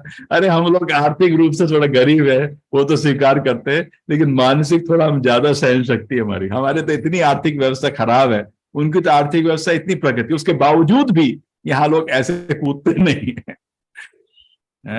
भारत की भी स्थिति उतनी अच्छी नहीं है। 10% इंडिया जो हमारा जीडीपी जो आ रहा है, इन्हीं चीजों से आ रहा है। 50% अभी लोग भारत में तंबाकू या तरह तरह की चीज खाते हैं। 1/3 लोग दारू पीना शुरू कर दिए। ये मेरा नहीं है, बिजनेस वर्ल्ड का आया था 2008। ठीक है, तो आर्थिक प्रगति जरूर होने की, गरीब नहीं होना चाहिए। भारत सबसे विश्व का सबसे समृद्ध देश था, है ना। हम भी वापस चाहते हैं कि समृद्ध देश बने, ठीक है, जरूर। साथ साथ ये क्या, ये सब उल्टा सीधा चीजें, ड्रग एडिक्शन, डाइवोर्स, ये नहीं चाहिए हम, सुसाइड नहीं, है ना। हमको ऐसा भारत चाहिए क्या कि बहुत सेट हो जाए और सब लोग कूद रहे हैं, सुसाइड कर रहे हैं, ड्रग एडिक्शन कर रहे हैं? नहीं चाहिए ना। इससे अच्छा तो गरीब ही रहो। जैसे आपको सपोज आपको जॉब मिल गया अफगानिस्तान में, बताओ घर से कोई जाने देगा आपको? क्या नहीं मम्मी 5 लाख महीने का सैलरी दे रहे। मम्मी क्या बोलेगी? बेटा तू घर में बैठे रहे, उधर जाने का जरूरत नहीं है, हम गरीब ही बेटर है, तेरा जीवन खतरे में है। नहीं मम्मी मेरे को क्या कहते हैं यूक्रेन में जॉब मिल गया। अरे बेटा नहीं जाओ उधर, वहां युद्ध हो रहा है। समझ रहे ना। अगर प्रकृति का मतलब सुसाइड बढ़ जाएगा, ड्रग एडिक्शन बढ़ जाएगा, तो गरीबी रहो। लेकिन इससे अच्छा ये रहेगा कि हम समृद्ध भी बन जाएं और ये चीजें हमारे पास प्रॉब्लम ना हो। ठीक है, इसलिए हम ये टेक्निक्स ऑफ माइंड कंट्रोल पढ़ रहे हैं। इतना सोसाइटी में कॉयर्स कंफ्यूजन क्यों है? जैसे प्रभुपाद जी बोलते हैं, अगर रूम में आप, ये तो मेरे ख्याल से कुत्ते नहीं है, फॉक्सेस हैं, एक रूम में आपके फॉक्सेस या कुत्ते होंगे तो शांति एक्सपेक्ट नहीं कर सकते, वो तो काटेंगे एक दूसरे को। और उसी रूम में आप 100 गाय रख दो, शांति से बैठे रहते हैं, है ना। गाय को देखा हमेशा शांत, और ये कुत्तों को रासिक तामसिक कूदते रहते हैं। तो समाज अगर कुत्ते बिल्ली का लेवल में आ जाएगा तो लड़ाई होगी, है ना। क्या कर सकते हैं आप? या कम्युनिज्म लगा दो, डेमोक्रेसी लगा दो, कुछ नहीं कर सकते आप। कोई भी सिस्टम काम नहीं करेगा। जब लोग जानवर की प्रवृत्ति में आ गए, कोई सिस्टम से आप उनको मैनेज नहीं कर पाएंगे। ठीक है, मंदुरात्मनस्तस्या येन आत्मैव आत्मना जितः आत्मन तो शत्रुत्वे वर्तित आत्मैव शत्रुवत्। ये भी याद करने लायक श्लोक है, 6.6। ठीक है, जिसने मन को नियंत्रण कर लिया, मन उसका सबसे बड़ा दोस्त है। जो अपने मन को नियंत्रण में नहीं ला पाए, वो मन दुश्मन बन जाएगा। ठीक है, तो तरह तरह से ये अनियंत्रित मन हमको तरह तरह से डिप्रेशन, स्ट्रेस, हाइपरटेंशन, बहुत तरह की बीमारियां भी उसी से आती है ना, पागलपन। ठीक है, इससे दुनिया में कैसे शांति हम एक्सपेक्ट कर सकते हैं? ठीक है, प्रॉब्लम है मन को कंट्रोल करना, उसका उत्तर है। ठीक है,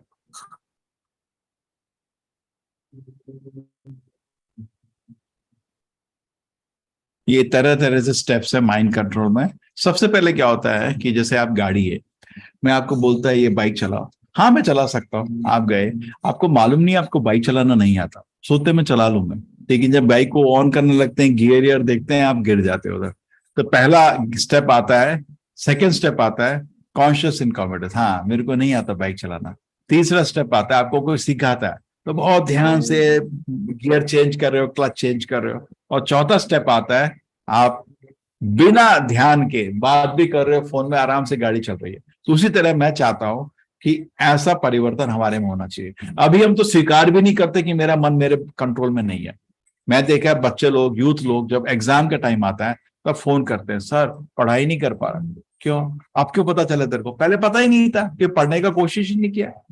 तो इसीलिए जैसे आपको पास 100 किलो उठा सकते हो, लेकिन आप अगर एक्सरसाइज बंद कर दोगे तो आपसे नहीं उठा पाओगे। तो उठाने का जो, अरे मैं नहीं उठा पा रहा। तो जब जिंदगी में कुछ चैलेंज आता है तब पता था मन तो कंट्रोल हो ही नहीं रहा मेरे से। एक्चुअली मन आपके कंट्रोल से जा चुका है, लेकिन पता नहीं होता हमको। लेकिन भक्तों के संग में आते हैं तो पता चलता है हाँ मैं मन कंट्रोल नहीं कर पा रहा, फिर कैसे कंट्रोल करूं? तो हरिनाम का जाप कर, जीवन को पवित्र रख, तो फिर धीरे धीरे मन कंट्रोल में आता है, और ऐसे कंट्रोल में आता है कि आपको पता भी नहीं चलता, आप हमेशा अपने को सेफ रखते हो। ठीक है, तो तरह तरह के बॉन्ड से हमको तोड़ देने का है। ठीक है, तो हमारे वेद के ज्ञान में ये आपका शरीर अलग है, आपका मन अलग है। ये शरीर, मन और आत्मा, तीन हमारे पास शरीर है। अध्यात्म का शरीर है, उसके बाहर मन का शरीर है, उसके बाहर भौतिक शरीर है। ठीक है, तो तीन होने के चक्कर में हम तीन तरह की टेक्निक्स पढ़ेंगे, जो फिजिकल टेक्निक्स, मेंटल टेक्निक, अंत में स्पिरिचुअल टेक्निक्स। ठीक है, सब साथ है या नहीं है? भाई कुछ बोलो तो अच्छा लग रहा है। जी प्रभु जी, बहुत अच्छा लग रहा है। प्रभु जी एक बार दोबारा बताइए, मन का नहीं समझ आया। नहीं, physical technique, mental technique, spiritual technique, तीन तरह की टेक्निक देखेंगे हम। ठीक है जी प्रभु जी। फिजिकल टेक्निक जनरली लोग क्या करते हैं, तरह तरह के योगासना करते हैं, मेडिटेशन करते हैं, प्राणायाम करते हैं, जरूर इससे फायदा मिलता है। लेकिन मैं आपको ऐसी चीज बताऊंगा जिससे इससे भी ज्यादा आपको फायदा मिलेगा। पहला चीज, ठीक है, अपने खाने पे और अपनी नींद पे कंट्रोल लाओ। जल्दी सोने का, जल्दी उठने का। ठीक है, आइडियल टाइम 9, 9:30 बजे आदमी को सो जाना चाहिए। आप खुद सोचो, अगर हम प्रकृति के साथ चले तो ये लाइट एड तो हमने आर्टिफिशियल इंट्रोड्यूस किया ना, सृष्टि तो इस हिसाब से नहीं हुई थी। तो 6 बजे अंधेरा हो जाता है, आदमी 7 बजे तक सो जाएगा, मैक्सिमम 8 बजे सो जाएगा, है ना। आप कंसेशन दे दो मैक्सिमम 9, 9:30, 10 के ऊपर तो नहीं जाना चाहिए। ठीक है, सबको सहमति है? जल्दी सो जाओ तो आप जल्दी उठोगे। अब आपके घर में, अपने घर में देखो, पहले हमेशा लोग जल्दी उठते थे, 3 बजे, 4 बजे। जो भी अभी भी जितने भी लोग दुनिया में सक्सेसफुल लोग हैं, जल्दी उठते हैं। सुबह मन बहुत पवित्र होता है, सुबह का समय ऐसा वातावरण होता है, भगवान का नाम जप करने में आनंद आता है ना। इजीली सारे बेवकूफ लोग उसमें सो रहे होते हैं, कोई आपको तंग नहीं करता है। आप दिन में जप करना चाहोगे, कैसे जप करोगे? लोग फोन कर रहा है, इधर काम है, उधर काम है, दुनिया भर की चिंता है, आप जप नहीं कर पाओगे। लेकिन सुबह क्या है, सब बेवकूफ लोग सो रहे हैं, आप बहुत अच्छा अवसर होता है नाम जप करने का। ठीक है ना, पहला तरीका सबको स्वीकार है? जी प्रभु जी। और मंगल आरती जब से अटेंड करने लगे प्रभु जी, तो हम लोग 3:30 बजे ही उठ जाते हैं। तो वो भी आप सबसे विनती है, हमारा आपको लिंक मिल जाएगा।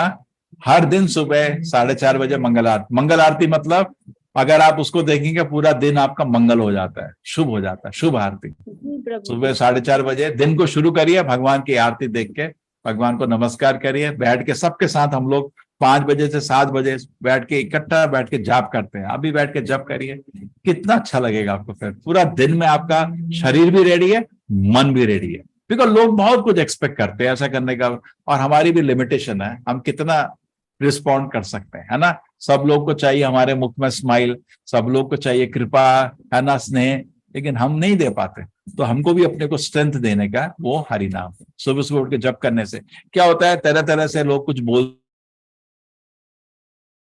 मन धुल जाता है। जैसे कपड़े धोते हैं, शरीर को धोते हैं, मन को भी धोना जरूरी है। इसके लिए सुबह का साधना इंपॉर्टेंट है। जिसको सुबह का साधना इंपॉर्टेंट है, हमेशा जल्दी सो के जल्दी उठेगा, वो हमारे सेहत के लिए भी अच्छा है ना।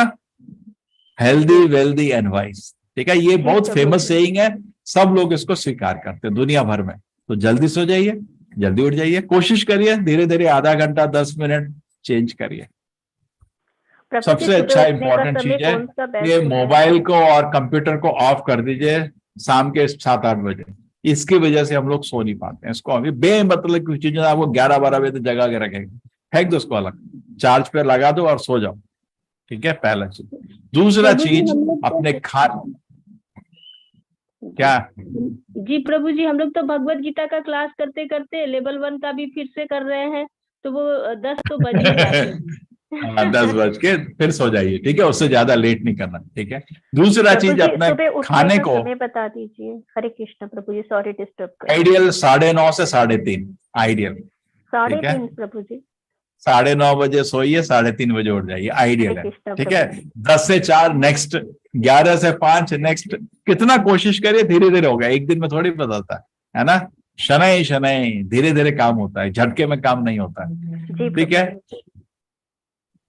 आपको घर में भी देखना है, सब लोग 12 बजे तक टीवी देखेंगे तो आप कैसे सोओगे 9 बजे, प्रॉब्लम रहती है। हॉस्टल में जो लोग हैं और प्रॉब्लम रहती है, लोग 2 बजे तक चिल्लाते रहते हैं, है ना। ठीक है, सत्वगुण खाना जो है, आपको सात्विक आहार खाना चाहिए। सात्विक आहार खाने से हमारा मन भी सात्विक बन जाता है। राजसिक, तो सात्विक आहार तो आपको मालूम ही है, राजसिक आहार मतलब जिसमें बहुत मिर्चा, बहुत ही नमक, बहुत ही शुगर डाला हुआ है, हाँ? वो आपका राजसिक आहार होता है। राजसिक आहार खाने से मन विचलित होना शुरू होता है। और तामसिक आहार में जैसे बदबू आ रही है, क्यों खा रहे हो उसको? खाने से हमारी तबीयत भी खराब हो जाती है। ठीक है, डिकम्पोज्ड, अनक्लीन, टेस्टलेस, मतलब गंदा खाना, जैसे जैसे शराब, तामसिक आहार है ना, बदबू आ रही है उसको। तो सात्विक आहार खाइए। ऐसा कितने पकवान है, एक्चुअली इतने सात्विक आहार हमारे पास है कि राजसिक तामसिक आहार खाने की जरूरत नहीं है।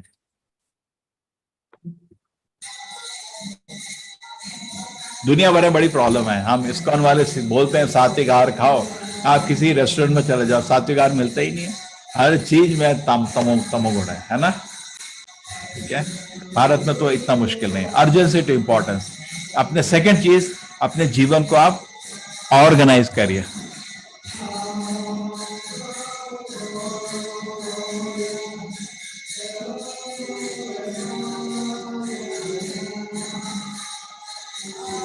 Urgent, important, not urgent, not important. जिंदगी में ये डिटरमिन करने का कि कौन चीज किधर जाने का।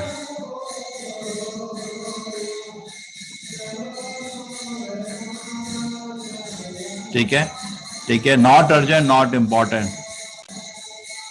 डेली स्टडी किधर जाने का, इसको समझ पा रहे हैं? डेली स्टडी आपकी इंपॉर्टेंट है बट अर्जेंट नहीं है। एक सेकेंड ना, वॉल्यूम कम करना है।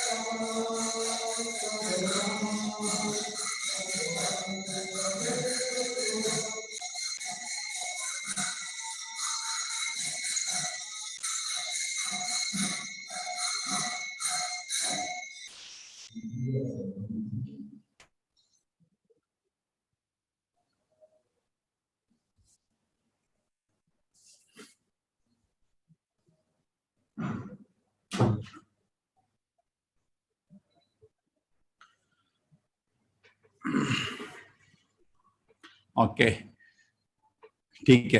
तो कोई चीज हमारी जिंदगी में ऑर्गेनाइज, बहुत अच्छा स्टेप है, इसको थोड़ा समझिए। जैसे डेली स्टडी है, ये इंपॉर्टेंट है लेकिन ये अर्जेंट नहीं है। ठीक है ना। जैसे आपको अगर हॉस्पिटल में जाना, ये नहीं बोलो कि अभी मेरे को पढ़ाई करना, नहीं, वो अर्जेंट हो जाता है। कुछ चीज जिंदगी में ना तो इंपॉर्टेंट होती है ना अर्जेंट होती है। जैसे सिगरेट पीना, एग्जाम आपके शुरू हो गए, क्राइसिस है, आप पढ़ने की कोशिश कर रहे हैं, इंडिया किसका चल रहा है, इंडिया ऑस्ट्रेलिया को क्रिकेट मैच का कमेंट्री दे रहा है आपको, यार मैं गीता पढ़ने की कोशिश कर रहा हूँ, मेरे को क्यों डिस्टर्ब कर रहा है। तो वो अर्जेंट होता है लेकिन इंपॉर्टेंट नहीं होता, यार मेरे को तंग नहीं कर रहा, आपको कुछ बोलना पड़ता है। जैसे आप बैठे, आपको मोबाइल बज रहा है, अर्जेंट है, उसको ऑफ करना पड़ता है लेकिन इंपॉर्टेंट नहीं है। कोई भी, उसको बोलते हैं कोई भी आपका डिस्टर्बेंस।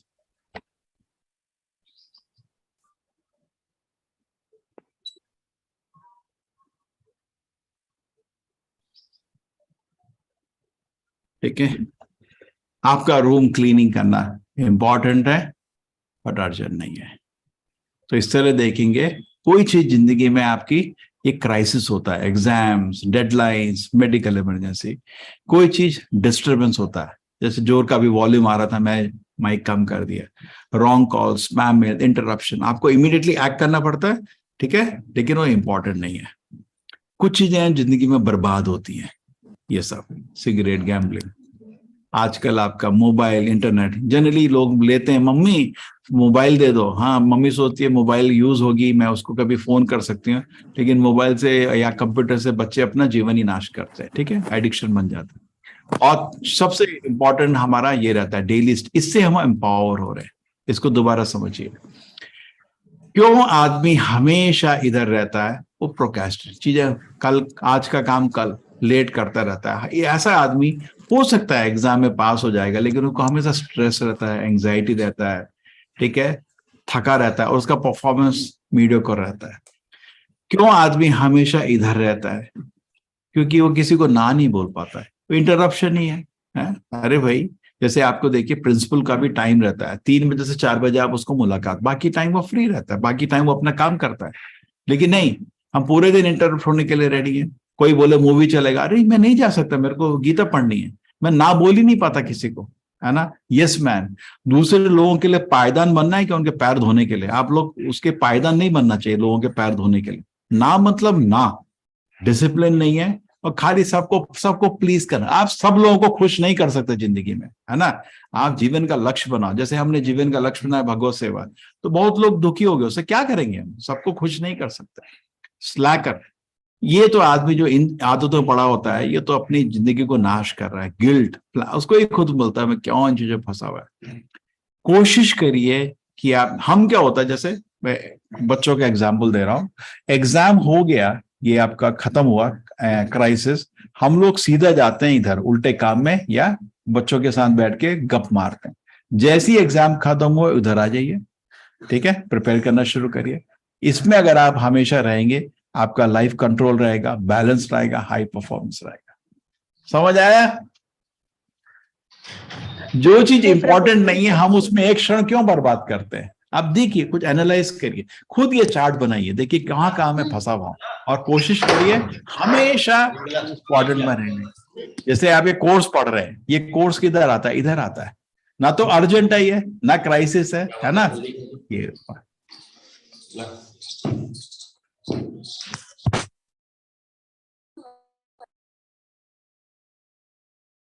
लिक्विड ब्यूटी, तीसरा, ठीक है। पहला स्टेप क्या था? जल्दी सोना, जल्दी उठना, और सात्विक भोजन खाना, बहुत, इससे मन आपका कंट्रोल हो जाएगा। दूसरा चीज, अपने जीवन को ऑर्गेनाइज करिए और हर चीज प्लान करके करिए, इसलिए भगवान की सेवा के लिए समय रहेगा, नहीं तो बेमतलब की चीजों में फंसे रहोगे। तीसरा चीज, अपोजिट सेक्स, जैसे मनुष्य स्त्री की तरह और एक पुरुष स्त्री की तरह, स्त्री पुरुष की तरह आकर्षण में अपना जीवन व्यर्थ कर देते हैं। इसके लिए एक बहुत अच्छा उदाहरण है, एक प्रिंस बोलते हैं, राजकुमार एक सुंदर लड़की के पीछे पड़ गया। वो लड़की उससे शादी नहीं करना चाहती थी, हर दिन जाता मेरे से शादी करेगी, मैं नहीं शादी करना चाहती थी। क्यों? क्योंकि वो जानती थी ये लड़का बिगड़ा हुआ है, मेरी जिंदगी खराब हो जाएगी। तो अब कैसे मना करे, इसके बाद शक्तिशाली है, ये उठा के ले जाएगा। वो सोची क्या करूं, इसको हर दिन आके तंग करता है। तो उसने बोला एक दिन ऐसा कर, 21 दिन बाद तो मेरे को मिल सकता है कि मेरे बहुत काम है, उसके बाद मैं तेरे से शादी कर दूं। क्या तू रेडी हो गई? हाँ, लेकिन 21 दिन तक नहीं आना, बहुत काम है, इधर आए तो मैं तुमसे शादी नहीं करूं। ठीक है, मैं 21 दिन के लिए नहीं आऊंगा। और उसके बाद तो रेडी? हाँ मैं रेडी। तो बड़ा खुश हो गया। आपके सारे जो होते हैं ना गाने, प्यार हो गया, मोहब्बत, नाचने लग गया। प्यार नहीं है, इसको काम बोलते हैं, काम हो गया, झूठ बोलते हो टीवी में, है ना। प्यार हो गया, सच्चा प्यार, सच्चा काम काम हो गया। प्यार खाली भगवान से होता है बेवकूफ। तो ये चला गया, नाच रहा है, प्यार हो गया, मोहब्बत, सारे आपके गाने लगा के सुनता रहता था, नाचते रहता था। 21 दिन काट रहा था किसी तरह। हाँ, और 21 दिन बाद सेंटेंट लगा के, आपका होता ना, आजकल तो ऐसा जोकर लगेगा, उस समय यही ड्रेस थी, पहले फैशन बदलते रहते हैं। पहुंच गया ड्रेस लगा के राजकुमार की, सिर में वो ना, आप देखिए कुछ डायमंड का, वो पर्ल का लगा के पहुंच गया। वहां गया, लड़की को ये पहचान ही नहीं पाया। इस लड़की ने क्या किया था, 21 दिन तक इसने खाना नहीं खाया। अगर खाना खाया तो कुछ लेके, उसको बोलते हैं परगेटिव, उल्टी कर दी, या लूज मोशन कर दिया, उसको बोलते हैं लैक्सेटर। तो उस चक्कर में उस बेचारी का वेट, सपोज एक सुंदर लड़की का वेट होगा 55 किलो, उसका किलो हो गया 40 किलो, और सारी आंखें बाहर आ गई और सारी नस बाहर आ गई, अब इतनी खतरनाक लगने लग गई हो।